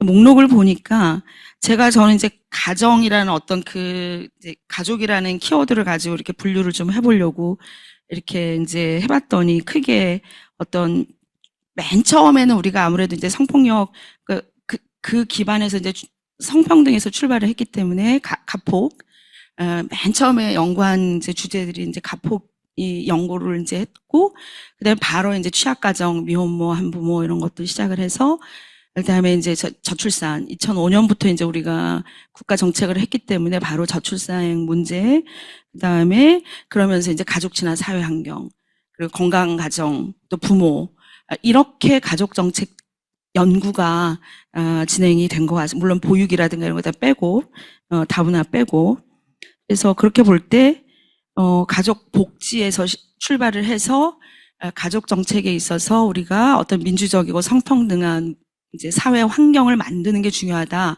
이제 이런 어떤 연구지만은 사회 문화를 변화시키는 그런 좀 운동적인 그런 이제 역할도 우리 연구 분야에서 했다고 생각을 하고 최근에는 또 청년 세대의 가족 의식이라든가 1인 가구 증가, 가족의 어떤 변화 여기에 지금 와 있는 것 같습니다. 그래서 여기뿐만 아니라 전체적으로 가족 연구를 어떻게 해야 될 것인가, 가족 정책의 키워드가 뭐가 돼야 되나, 이게 이제 우리가 다 고민하고 있는 그런 주제라고 생각을 합니다. 그래서 특히 여기 지금 사업 분야가 또 생겼기 때문에 가족교육 사업 굉장히 중요한 변화라고 생각을 하고 재단으로 바뀌면서 그래서 교육과 가족 분야 이쪽에 전문 인력 양성 이런 것들이 같이 진행이 되면서 그런 부분도 좋은 변화라고 생각을 합니다. 제가 이렇게 볼 때 지금 우리 사회 가족 연구의 어떤 새로운 변화, 도전에 직면하는데 인구 구조, 뭐 저출생, 이제 인구 변화가 큰 문제이죠. 인구 소멸 이슈를 경기도는 이제 그 문제를 심각하게 체만 안 할 수도 있지만 31개 시군 내에는 또 인구 소멸 이슈가 분명히 되고 있을 거라고 생각을 하는데 어떤 지역 간 삶의 질 격차, 가족 내 돌봄의 부담 증가, 이런 것들은 다 이제 어떤 가족들의 짐들로 지금 돼가고 있고, 물론 그 중에 여성이지만, 그래서 우리 여성가족 정책이 가구 단위에서의 어떤 정책들과 통계들을 어떻게 만들어야 되는가, 지표들을 어떻게 개량화할 것인가, 그런 부분들이 많이 고민이 돼야 된다고 생각을 합니다. 그래서 뭐 이거는 여기뿐만이 아니지만 그래도 이제 평소에 또 제일 큰 이제 광역이기 때문에 지금 가장 중요한 어떤 인구 사회 변동과 국가 정책과 연동한 가족 통계의 체계화, 이것이 연구기관의 가장 중요한 역할은 정책 개발이지만 사실 공무원들이 하기 어려운 분야는 데이터의 생산이에요. 그들이 인용할 수 있는 통계, 트렌드, 그리고 그거를 보고 예측하고 뭔가 프레임을 만들어줄 수 있는 그 통계의 의미를 부여해 줄 수 있는 그런 워딩, 그런 것이 바로 연구원들이 할 수 있는 일인데, 그렇게 볼 때 지금 국가에서 지금 일가정 양립 지수, 인구 소멸 지수, 생활 인구, 또 저출생 지표, 국민 삶의 질 지표, 이런 것들은 다 국가에서 관리하고 있는데 가족과 굉장히 깊이 연동되고 있는 통계들이 관리되고 있습니다. 과연 이런 것들을 볼 때 전 국가적으로 타 시도와 비교해서 우리 경기도의 가족들의 삶의 질을 측정할 수 있는 통계들을 갖추어 나가고 있는가, 그런 부분들을 좀 살피시면서, 특히 가구 소득 가장 중요한 지표인데 지자체 차원의 가구 소득을 산출하기가 정말 어렵습니다. 가계금융복지조사로 하고 있는데 이제 이게 기초, 우리 제주도 것도 없어요. 그래서 광역도 이제 권역으로 이렇게 묶이고 기초는 더욱 없고, 그래서 우리 경기도 성인지 통계에서 가구 소득을 뭘로 통계에 들어갔나 하니까 서베이 자료로 넣었더라고요. 근데 이제 그거는 모든 이제 통계들은 국가의 공식 통계와 일치시키도록 이렇게 생산이 돼야 되는데 그런 부분들이 지금 안 되고 있어서 경기도에서라도 좀 이제 가구소득이라든가 기초 지자체별 평균 가구소득, 중위소득, 빈곤가족, 이런 기본적인 복지와 연관되는 가구 단위의 어떤 지표들은 챙기는 것을 좀 시작해 주시고 전국적으로 좀 확산시키는 그런 역할을 해 주셨으면 좋겠다. 그런 생각이 들고, 그 다음에 지역 삶의 질 기반 가족정책 연구 확산, 이게 뭐냐면은 지금 가족정책은 이제 뭐 우리는 그동안은 그 유형별 가족의 어떤 복지의 니드, 1인 가구, 뭐 미용 한부모 가구, 조성 가구 이렇게 했는데, 그러다 보니까 그 이제 비교할 수 있는 어떤 종합적인 삶의 질을 우리가 모니터링을 못하고 있는 것 같습니다.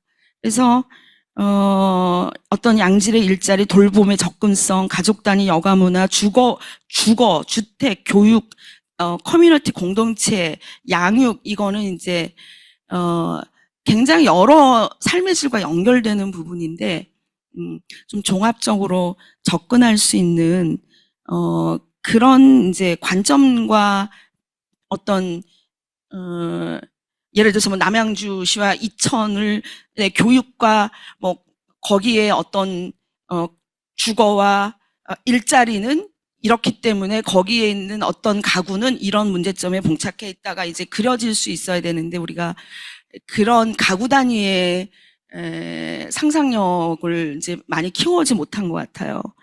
그래서 지금은 이제 그 어떤 국민 삶의 질 지표도 한 8개, 10개 분야를 모니터링하고 있기 때문에 거기에서 가족, 가구와 연결되는 것들을 찾아내서 뭐 1인 가구는 어떻고, 한부모 가족은 어떻고, 부부만 사는 가족은 어떻고, 이런 이제 가족 단위의 어떤 삶의 질이 각 분야에서 어떻게 양극화되고 있고, 어떻게 뭐 불평등을 낳고 있고 이런 부분들을 좀 고민했으면 좋겠고 그렇습니다. 그동안 우리 이제 개인의 초점을 둔 이제 연구를 많이 했기 때문에 이제 이러려고 하면은 사실 우리 지역 여성 연구기관의 연구 분야가 아까 안 박사님도 말씀 좀 해주셨는데 좀 연구 유형이 다각화될 필요가 있다. 우리는 현안에 대응하는 정책 연구를 많이 하는데 좀 진짜 지역에서 어떤 기여할 수 있는 부분은 좀 그런 종합적인 시각, 많은 부분을 비교 크로스할 수 있는 데이터의 생산, 또 좀 중장기적인 것을 기획할 수 있는 기획 연구, 또 정책의 효과성 분석, 이런 어떤 좀 장기적인 관점에서 또 정책을 분석하는 이런 다양한 연구들이 있어야 될 것 같고요. 예를 들면 저출산 같은 경우도 저는 이제 가족이라는 것이 이제는 예전에는 이제 가족 구성원을 돌봐준 어떤 핵심적인 제도였다면 지금은 이제 우리 사회가 너무 양극화 이런 게 오래됐기 때문에 이제 전 이제 저출산 분야에서 계속 통계들을 이제 보고 있는데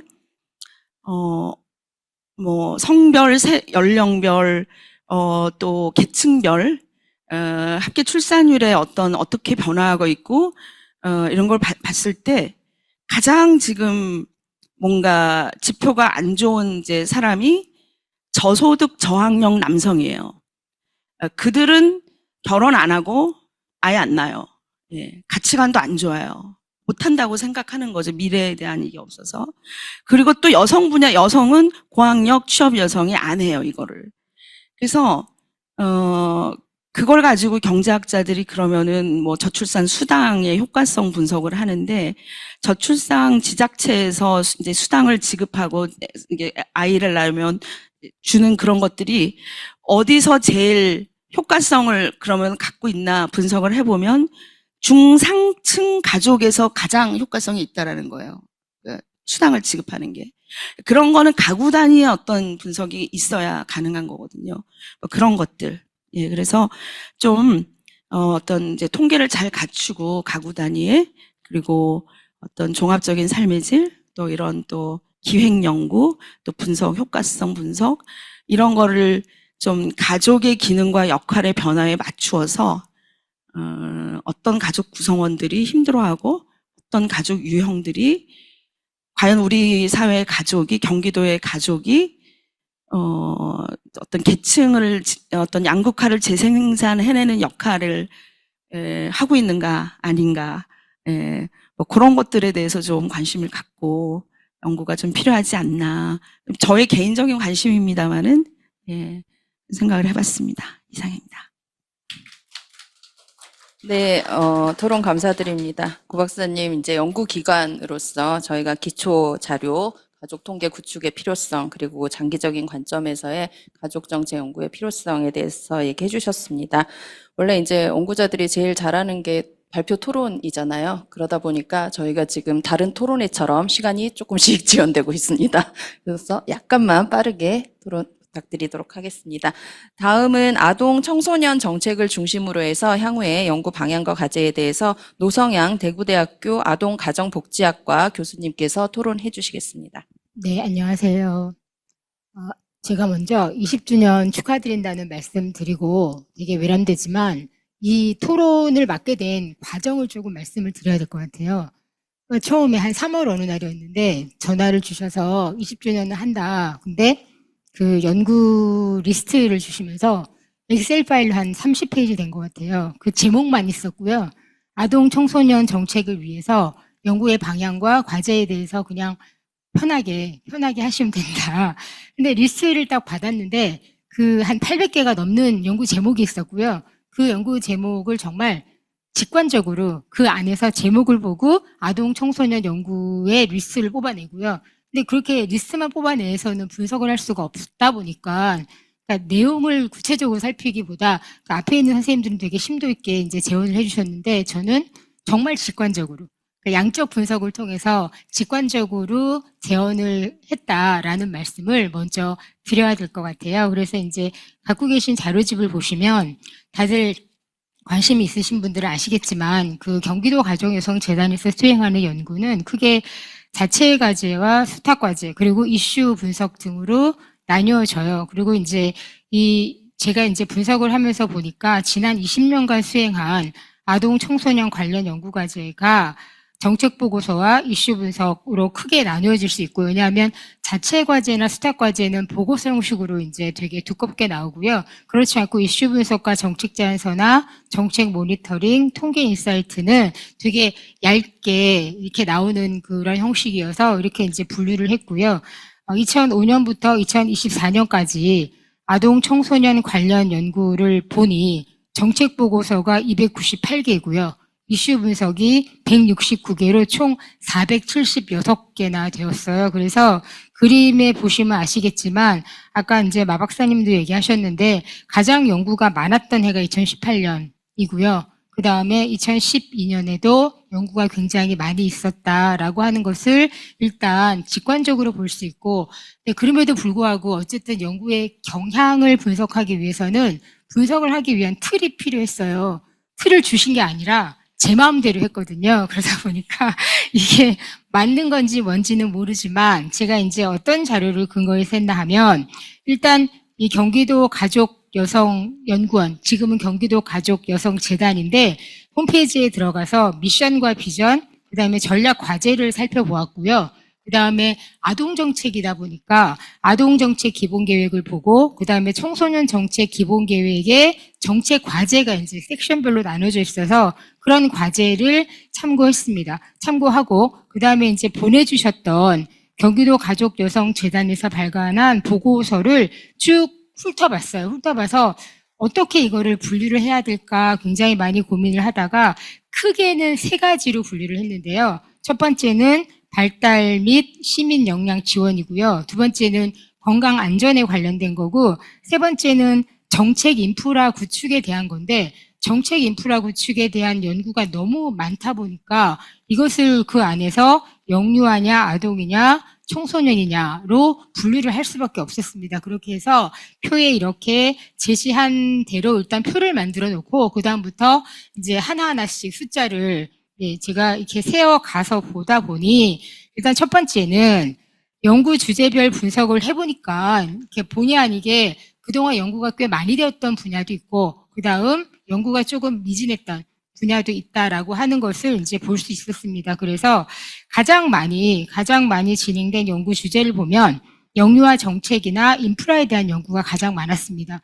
그러니까 저는 2005년부터 2008년도에 여기에 근무했었는데요. 그때 그 당시에 영유아가 전국에서 가장 많은 게 경기도였고요. 아마 지금도 그럴 것 같아요. 그리고 경기도에서 영유아 관련 정책을 만들어내면 서울이 따라한다라고 저희끼리는 얘기했었어요. 그래서 경기도가 전국의 모든 보육 정책, 아동 관련 정책의 굉장히 핵심적인 곳이다라는 것을 이야기했었었는데 제가 이제 연구 분석을 하다 보니까 정말 그렇게 충분히 말씀드릴 수 있을 만큼 이 관련된 연구를 정말 많이 하셨더라고요. 그렇게 해서 영유아 보육 아동에 관련된 정책 연구는 굉장히 많이 진행됐는데, 그게 이제 약간의 그러다 보니까 사각지대가 있었던 거죠. 그래서 뭐 발달과 영유아 정책 인프라에 대해서만 과도하게 연구가 편중이 되다 보니 저에게 이제 분석을 하라고 맡기신 게 청소년도 있었잖아요. 근데 상대적으로 청소년에 대한 연구가 되게 미진하더라라는 얘기를 드릴 수밖에 없었어요. 그래서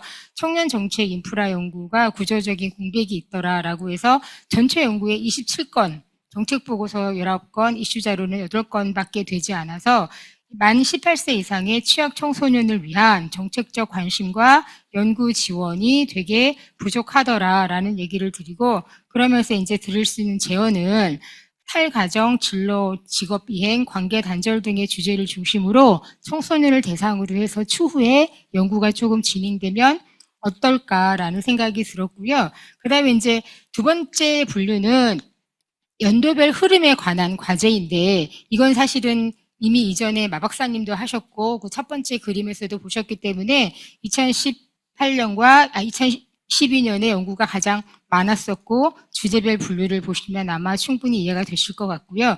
그 다음에 세 번째는 대상별 분석이 조금 의미가 있을 것 같아서 그 대상별 분석에 따라서 과연 취약계층에 대한 연구가 되게 필요한데 얼마만큼 진행되었는가에 대해서 한번 살펴봤어요. 왜 이걸 살펴봤나 하면 경기도가 영유아 인구도 가장 많지만 다문화 가정의 인구도 또 가장 많아요. 그래서 그 관련된 연구가 당연히 많이 진행이 됐겠죠. 그래서 아동 청소년 분야에서 진행된 연구 중에서 취약계층에 대한 연구가 얼마나 진행되었는지를 살펴보니까 당연히 다문화 가정 아동 청소년에 대한 연구가 가장 많았습니다.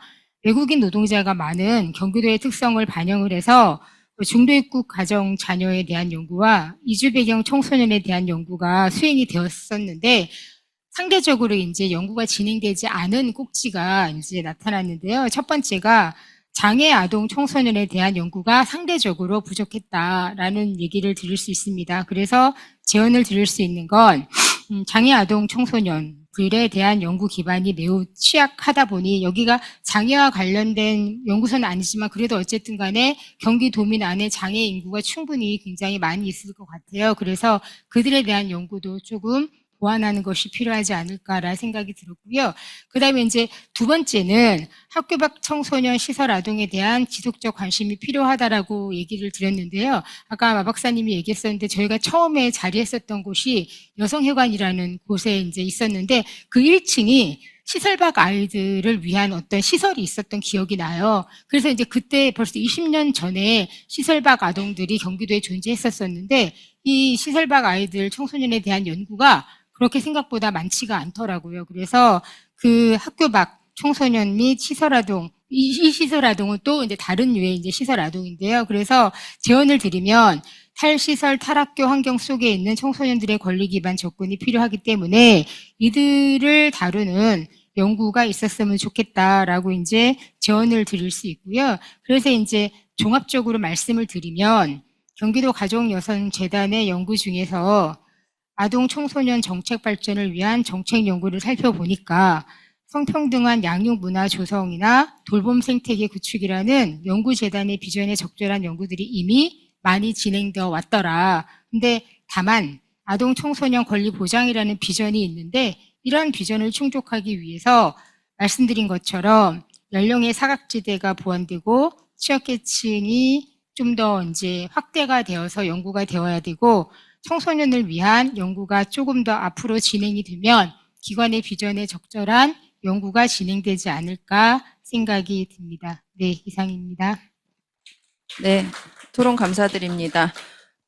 저희가 이제 아동 청소년 관련한 연구를 해온 거를 굉장히 열심히 또 분석을 해주셨고, 사각지대, 저희가 이제 성인지적 관점에서 이 아동 청소년 분야 연구를 하는 것도 저희의 그 역할인 만큼 그 부분에 대해서도 유념하고 앞으로 진행을 하도록 하겠습니다. 다음은 저희가 이제 다문화 사회통합정책과 관련해서 토론을 해주실 건데요. 지금 이제 정기선 박사님 저희 초대 정책연구실장이셨어요. 그리고 이제 그만두시고 이민정책연구원에 가셔서 원장님까지 역임을 하셨습니다. 방금 소개받은 정기선입니다. 사실 그 앞부분에서 기조 발제해 주신 마경희 선생님께서 우리가 여성회관의 한방에 다 모여 앉아서 정책개발실이 전부 우리 다 모여 앉아서 뭐 거의 밤 9시까지 원장님도 늘 늦게 같이 이제 저녁도 같이 먹고 또 저녁 먹고 나서 또 연구한다고 이렇게 했던 거가 엊그제 같은데 벌써 20년이라는 세월이 흘렀습니다. 그래서 이제 저도 이제 이 토론문 준비하라고 저한테 이제 리스트를 보내주셨는데 제가 이제 맡은 부분이 다문화 이제 사회통합 이 파트라서 이제 그쪽을 중심으로 조금 분석을 해보면서 와, 우리가 정말 많이 했구나. 참 많이 하고 어떻게 보면 지자체 차원에서 이렇게 지속적으로 이 주제에 대해서 이 정도의 다양한 이슈를 가지고 특히나 이민, 이주, 뭐 다문화, 이민 사회통합 요 분야로서 어떤 그 상당한 그 연구가 축적된 거를 확인할 수 있었습니다. 그래서 그런 부분에서 너무 이제 뿌듯하고, 그러니까 친정 온 느낌으로 이렇게 와서 또 이런 말씀 드리게 돼서 영광인 것 같습니다. 우선은 이제 성과로 본다면은 이제 제가 앞부분에도 이렇게 썼지만은 제가 실장으로 와가지고 이제 처음 오더 받은 거에 3가지 과제가 있었어요. 그 3가지 과제 중에 하나가 다문화 가족 실태조사였어요. 그리고 두 번째 그 과제가 가족정책 수립에 대한 것이었습니다. 그래서 어떻게 보면은 그 당시가 2005년, 2006년이 처음 보건복지부에서 다문화 결혼 이주 여성에 대한 실태조사를 처음 실시한 시점이었고, 또 여성부가 여성가족부가 돼서 가족정책이 뭐야 이런 거를 고민했던 그 시점이었습니다. 그래서 굉장히 여성정책연구원하고 저희 연구원하고도 서로 긴밀하게 이제 고민을 공유하면서 실태조사하는 것도 서로 검토해주고 이렇게 하면서 저희는 저희 나름으로 엄청 뿌듯한 마음으로 우리가 지자체 연구원의 그 좋은 모델이 될 수 있을 거라는 그런 생각을 했었고, 또 지금 20년 지난 시점에서도 여러 가지 연구 성과를 보면 그런 기대가 틀리지 않았다라는 것을 확인할 수 있습니다. 그래서 이제 제가 맡은 부분에 다문화 사회통합 관련한 부분에 대해서 연구원의 성과를 이렇게 좀 이렇게 정리를 해봤습니다. 그래서 한 5가지 정도로 이제 봤는데요. 그러니까 어쨌든 여기는 가족연구원이었고 여성가족연구원이었기 때문에 다문화 가족, 그다음에 다문화 가정, 이주 배경 아동 청소년, 그다음에 외국인 근로자 대상 이런 실태조사, 주기적으로 실태조사가 시행이 됐었고, 또 그러한 실태조사를 기반으로 장단기, 중장기 계획을 이렇게 수립해서 그 도에 이제 그 제안을 했었습니다. 좀 아쉬운 거라는 거는 연구는 연구로서 끝나고 어떻게 보면은 도가 그거를 받아서 도의 정책화하는 부분에 있어서는 실제로 도가 이러한 저희 연구 결과를 받아서 그 기본 계획으로서 아니면은 중장기 계획으로서 발표를 한 부분은 없습니다. 그렇더라도 어쨌든 이런 연구가 주기적으로 됨으로써 그 증거 기반 연구를 할 수 있는 그러한 그 역할을 그 연구원이 그 단단하게 하고 있다라는 생각을 할 수 있었습니다. 그다음 또 3번째로 특히나 이제 이주민이 늘어나는 그 현상, 또 다문화 가족이 늘어나는 현상, 외국인 근로자, 경기도 내 거주 외국인 근로자에 대해서 여러 통계들을 지속적으로 반복적으로 분석해서 그러한 변화 추이를 볼 수 있게 함으로써 그것도 실무자 이해도도 제고할 뿐만 아니라 도민에게도 굉장히 그 이해도를 높이는 그런 기여를 했다고 생각합니다. 그다음에 앞에서 노송현 교수님께서 말씀하셨던 것처럼 그러니까 다문화 가족 자녀, 외국인 근로자 자녀, 또 최근에 와서는 이주 배경 그 아동 청소년 그에 대해서는 연구가 어떻게 보면 생애 주기별로 그러니까 그 보육부터 학령기 전반에 걸쳐서 연구가 굉장히 고루고루 되어 있었고, 그러한 연구를 이렇게 그 지자체 연구원 차원에서 이렇게 지역을 베이스로 이렇게 하는 부분에서는 굉장히 우리가 좀 내세울 만한 그러한 그 성과다라고 그렇게 생각이 듭니다. 이런 것과 더불어서 사실은 우리가 가족여성연구원이었었기 때문에 연구 영향을 더 넓히고 싶어도 국 단위를 넘어가기가 굉장히 어려웠습니다. 그래서 제가 평생교육과 관련해서 그 당시에 그러니까는 교육청하고 이렇게 뭔가 일을 하고 평생교육국하고 일을 하고 그러면 국에서 좀 불편해하시고, 아니 이거나 열심히 하지, 여성가족이나 열심히 하지 웬 이제 그거를 하냐. 그리고 또 외국인 근로자에 대해서도 그런 연구를 하려면 그거는 우리 영역이 아니다, 이런 부분에서 그 제약이 있었음에도 불구하고 실제로 굉장히 다양한 연구들이 진행되고 있는 것을 볼 수가 있었습니다.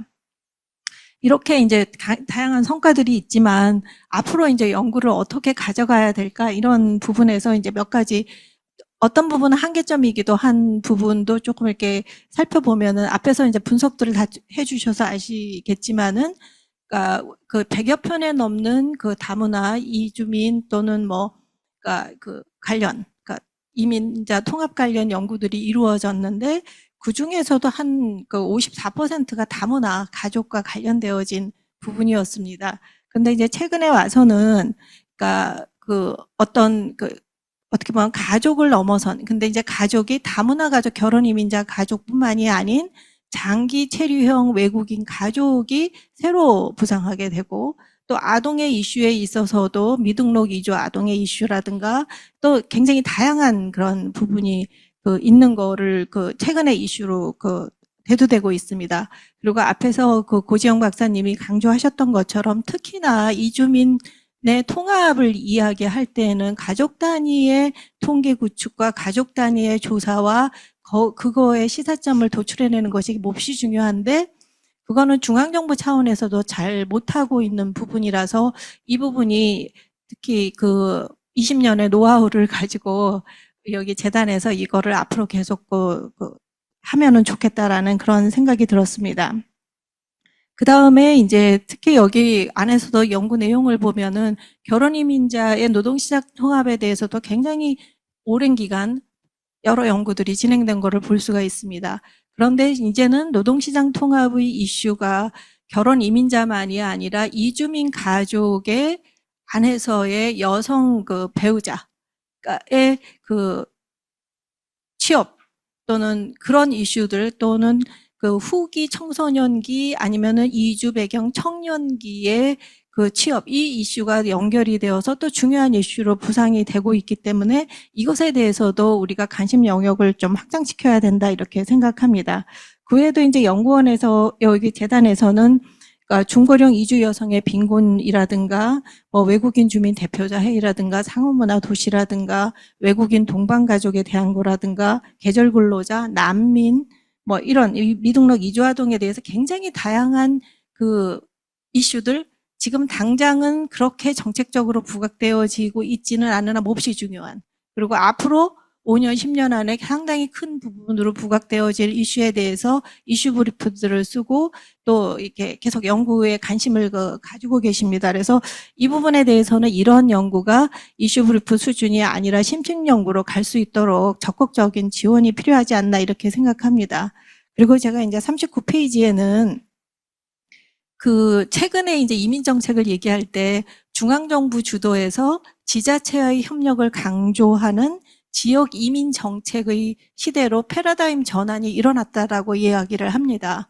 이제 그렇게 된 배경에는 지역 소멸, 지방 소멸 이러한 이슈가 있었고, 그래서 이민 정책을 지역의 인구를 유지할 수 있는 정책의 툴로서 생각을 하는 경향이 있고, 그것은 특히나 경북이라든가 전남이라든가 이런 식으로 이제 1순위, 지역 소멸 이 심각한 정도에서 1, 2순위에서 가장 적극적으로 하는 부분이 있습니다. 그래서 그 부분에 있어서 제가 39페이지 윗부분에 사실은 이주민 통합정책이라는 것은 굉장히 다면적으로 동시에 되어야 되는 종합적인 정책적인 성격을 가지고 있다. 그래서 우리가 지금 앞에서 말씀드렸던 것처럼 여러 정책들을 시행해 왔지만, 연구들을 해왔지만은 이러한 이민정책, 이민자 통합정책의 영역을 쭉 틀로 놓고서는 우리가 지금 앞으로의 변화를 보면서 더 보강해야 될 부분들을 찾아내는 노력들이 필요하다.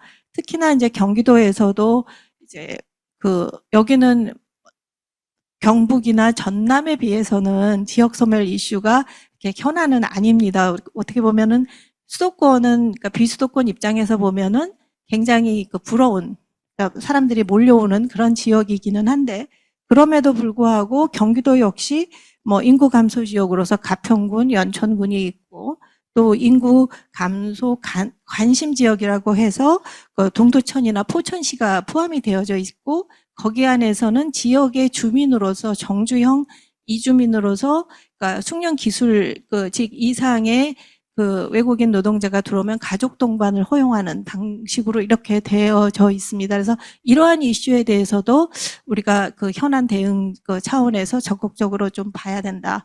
그리고 이제 어떻게 보면은 경기도에서 발표하고 있는 외국인 이민정책 기본계획을 2022년에 경기도에서도 이제 해서 발표를 했거든요. 도 차원에서. 그런 부분에서도 어떻게 보면은 최근에는 지자체가 이민자를 유치하는 정책까지도 지자체가 굉장히 적극적인 정책을 펼치고 있습니다. 근데 그 부분에 있어서 경기도는 유학생에 대해서 별로 이렇게 큰 정책이 별로 많지가 않습니다. 그리고 여기 우리 재단의 연구를 보더라도 유학생을 굉장히 좋은 후보로 보거든요. 정주영 이민자로. 그래서 이제 그러한 정책들이 그러니까 유치 단계부터 시작해서 이들이 정착하고 또 여기서 가족을 꾸려나가는 그러한 전 과정에 대해서 관심을 가지고 연구하는 것도 이제 새로 그 연구해야 될 향후 과제로서 추가할 필요가 있지 않나 이렇게 생각을 합니다. 그래서 뭐 다른 것들은 좀 중요한 것들은 말씀드렸기 때문에 이 정도로 그 토론을 마치도록 하겠습니다. 네, 토론 감사드립니다. 그동안 재단에서 저희가 수행해온 이주 배경 주민 그리고 사회통합 관련 연구 주제를 굉장히 꼼꼼하게 보시고 분석하셔서 또 세심하게 향후에 그 추진 방향에 대해서도 다양한 과제를 제안을 해주셨습니다. 저희 이제 마지막 토론입니다. 저희 마지막 토론은 경기도 여성가족재단 연구자가 돌아보는 20년과 미래입니다. 지금 토론을 해주실 김영애 박사님은 저희 재단에서 20년간 재직한 연구자이십니다. 말 그대로 저희 재단의 과거와 현재를 함께 하신 분이고 또 미래의 도전을 직접 하실 분입니다. 감회가 굉장히 새로우실 것 같은데요. 마지막 토론 부탁드립니다. 네, 저는 소개받은 이제 정책연구실 선임연구위원 김영혜입니다.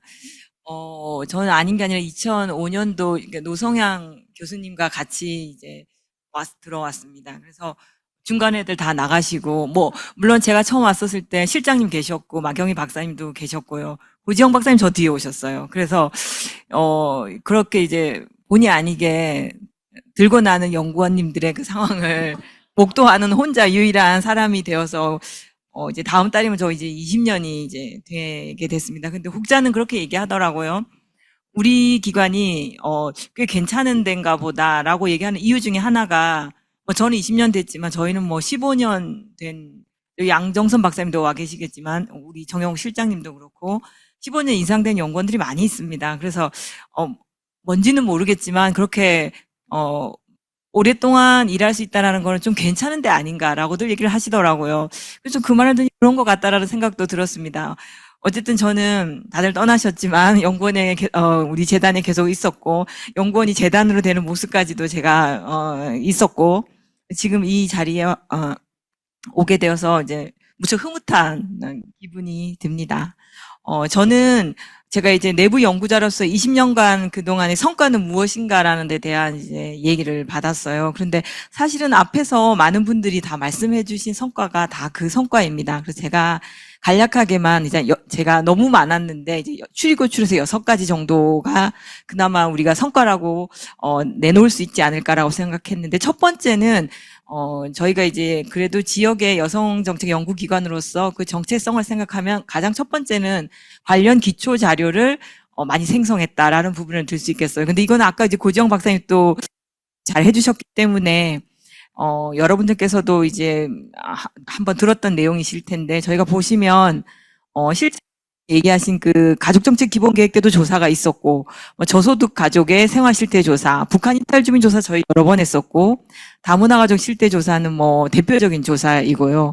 그 밖에도 일가정 양립 조사부터 최근에 올수록 가족 다양성 인식 조사, 그다음에 소규모 사업장 성희롱 실태 조사, 근데 프리랜서 실태 조사, 여성 폭력 실태 조사, 또 여성 자영업자 실태 조사 이렇게 저희가 나름대로 그 체계적인 연구 설계와 실태 조사를 기반으로 해서 기초 자료를 20년간, 지난 20년간 쌓아왔다. 이게 제가 볼 적에는 저희 기관의 가장 중요한 업적이 아닐까라는 생각을 좀 해봤습니다.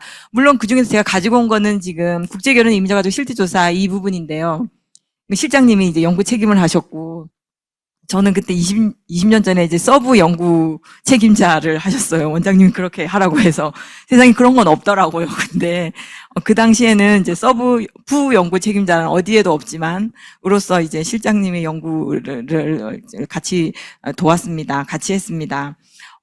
근데 이제 이 조사는 사실은 제가 최근에도 밖에 회의를 가면 실제 우리가 전국 단위 실태 조사 가 처음이었어요. 처음이고 그걸 받아서 이제 보건복지부에서 이제 본격적으로 2010년이던가요? 첫 번째로 조사를 실시했기 때문에 사실 경기도가 처음으로 시작한 조사입니다.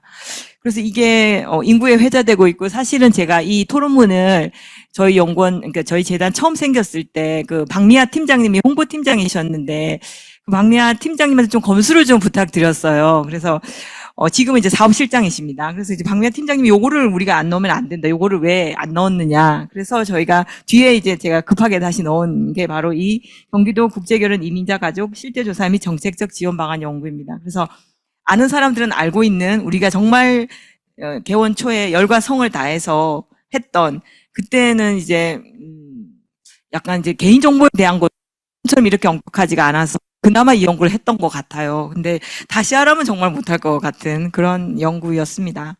그다음에 두 번째로 저희 성과를 얘기를 하자면 그거는 전에 없던 우리의 연구를 통해서 전에 없던 그 새로운 정책이 탄생한 것, 그리고 그 탄생한 그 이제 중앙으로 또까지 간 것. 대표적인 게 아까 실장님도 말씀하셨지만 꿈나무 안심학교가 아마 대표적인 게 될 것 같아요. 경기도에서 시작해서 그 중앙이 가져간. 아까 노성향 교수님은 그 왜 보육 연구는 왜 경기도가 하면 서울이 따라하냐라고 얘기를 했는데 그게 사실은 그 당시에는 그게 틀린 말이 아니올 정도로 공공연히 이제 저희끼리 얘기합니다만 그 되고 있던 이야기였습니다. 그래서 꿈나무 한심학교 대표적이었고 또 희망일터 지원본부 지금 이제 세일센터가 있는데 그 연구도 저희가 여가부 연구를 했어서 이제 중앙 사업화 되었다라고 해도 과언이 아닐 것 같고 우리 경기도에서도 이제 영아보육 그다음에 가정보육교사 그다음에 아이러브맘 카페, 삼행 프로젝트 이거 전부 다 우리 연구를 통해서 이제 실제 사업화된 내용들입니다. 또 가장 최근에는 경기형 가족 돌봄 수당까지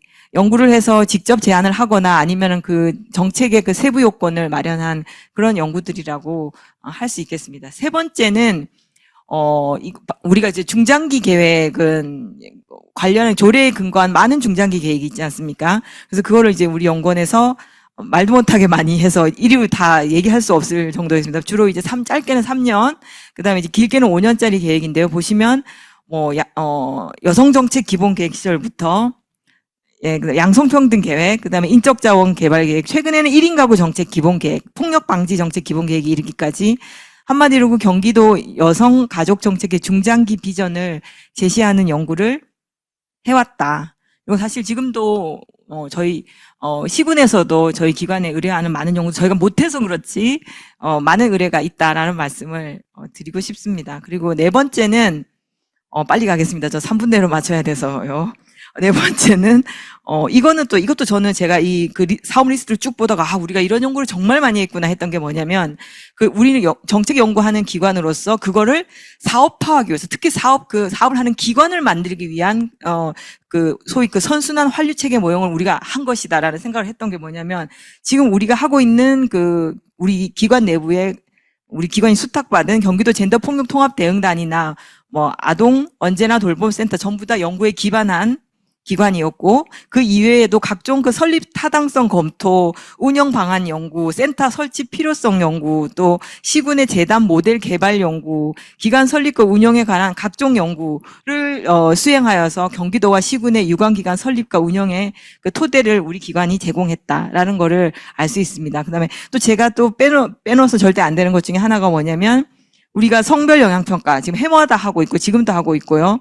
그다음에 시군 성인지 통계 이건 저희가 개원 후부터 지금까지도 지속적으로 수행하고 있고 또 경기도와 시군의 귀중한 지적 자산으로 활용되고 있다고 감히 말씀드릴 수 있겠습니다. 그리고 이슈 분석이나 짧은 최근에는 통계 인사이트까지 나와서요. 이런 간단한 브리프 형태들도 역시 그때그때 이슈를 분석하고 정책 방안을 제시해온 우리 기관의 그 단기 연구의 현장성과 실용성을 보여주는 증거라고 말씀드리고 싶습니다. 다섯 번째는 지금 플로우에서 정말 많은 분들이 좀 와주셨고 또 온라인으로도 접속해 주신 분 있다고 하는데 네트워크에서 저희가 이제 전국 여성정책 네트워크가 있지 않습니까? 여성정책 연구기관들의 거기서 저희들이 나름대로 이제 초대 회장도 지냈고 또 여가부와 함께 우리 기관들의 협력 사업을 통해서 건국 60주년 지방 여성 정책의 성과와 전망이라는 이제 연구를 수행하기도 했었고요. 그 밖에 여러 분야에서 나름대로 여성 정책 네트워크의 그 벤치마킹의 대상이 되고 있다. 이렇게 말씀드릴 수 있겠습니다. 이렇게 자부할 수 있겠습니다. 끝으로 성과라고 말씀드릴 수 있는 부분은 이제 인력에 대한 부분입니다. 지금 여기 우리 연구 지원하시는 석사 선생님들과 이제 박사님들도 많이 와 계신데요. 사실 우리 기관은 지난 20년간 우수한 여성 가족 정책 분야 연구자들을 많이 배출했습니다. 지금 현재 일하고 계시는 한 20분 정도 되는 그 연구 인력뿐만이 아니고요. 여기 출신, 우리 기관 출신 연구 경력을 쌓은 수많은 박사, 석사 연구자들이 사실 어떻게 보면 전국을 넘어서 전 세계의 대학과 연구소, 교육기관 등 다양한 기관에서 여성 가족 분야 연구자로서 사실은 활동하고 있습니다. 이 부분을 이제 마지막으로 제가 자부할 수 있고요. 끝으로 앞으로 미래상은 지금 어떻게 그려야 할 것인지에 대해서 시간이 1분밖에 남지 않은 관계로 간단하게 말씀드리겠습니다. 첫 번째는 지금 아까 안태훈 박사님하고 몇 분이 얘기해 주셨어요. 사실은 지금 아주 급변하는 사회 속에서 뭔가 우리가 지역 여성가족 정책을 선도하는 새로운 모멘텀을 모색해야 할 때다라는 거죠. 젠더 이슈나 뭐 저출생 이런 사회 환경 변화뿐만이 아니라 아시다시피 디지털과 인공지능 발달 이런 기술 환경의 변화를 예의주시하고 요즘에 이제 포스트 휴먼 시대라고 하는데요. 이 포스트 휴먼 시대의 지역 정책 연구 영역과 주제 확장, 추진 방식의 확장 이런 부분에 대해서 앞으로 더욱더 우리가 연구진들이 진지하게 논의해야 하고 고민해야 하지 않겠나라는 말씀을 첫 번째로 드립니다. 두 번째는 사실 여기서 알고 계시는 분도 있고 모르시는 분이 더 많을 거라고 생각하는데 저희가 지금 기관 이전을 앞두고 있습니다. 첫 번째는 오늘 두 번 얘기가 나왔는데 사실 경기도 여성비전센터에 저희가 2층, 3층에 새들어서 개원을 했었고 한 1, 2년 있다가 이제 송죽동이라고 있습니다. 저희 운동장 앞에 송죽동 시대가 있었습니다. 그리고 이제 파장동 시대가 활짝 열려서 지금 거의 한 10년 가까이 파장동에 있는 것 같은데요. 저희가 지금 경기도 이천으로 이전을 하게 되어 있어요. 인천이 아니고 이천이 이제 내년도 상반기 정도에는 지금 이전을 하게 될 상황에 있습니다. 그래서 사실은 이런 어떻게 보면 기관 이전을 새로운 기회로 바꾸는 지혜가 가장 필요할 때라고 말씀드리고 싶습니다. 이런 물리적 연구 환경 변화에 따른 제약도 있을 거라고 보는데요. 이걸 오히려 기회 삼아서 이를 발판으로 연구 분야가 더욱 발전하는 계기로 삼아야 하지 않겠는가라는 말씀드리고 싶습니다. 물론 강론에 대해서는 저도 모르기도 하고 방안도 없지만 이제 앞으로 이 부분에 대해서 이제 내외부적으로 연구를 많이 고민을 많이 해야 될 부분이라고 생각합니다. 그리고 마지막입니다. 마지막은 이제 경기도 여성가족 연구의 내실화 발전 위해서는 어떻게 해야 하냐면 가장 중요한 것은 기관 차원의 연구 외연 확장과 연구 역량 강화 이것이 무엇보다 필요하다고 말씀드리고 싶습니다.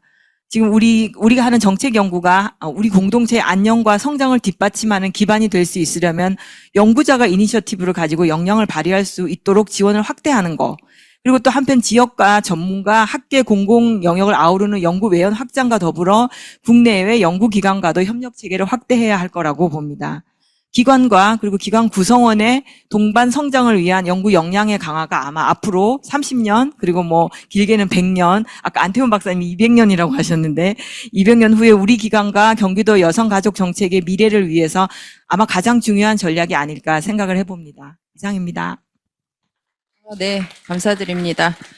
오늘 굉장히 많은 발표와 토론 그리고 플로어에서도 많은 의견들을 주셔서 저희가 이제 이런 내용들을 반영해서 앞으로 저희의 그 경기도의 여성가족 정책 연구를 추진하도록 하겠습니다. 제한된 연구들만 해도 20년은 할 수 있을 것 같아요, 보니까.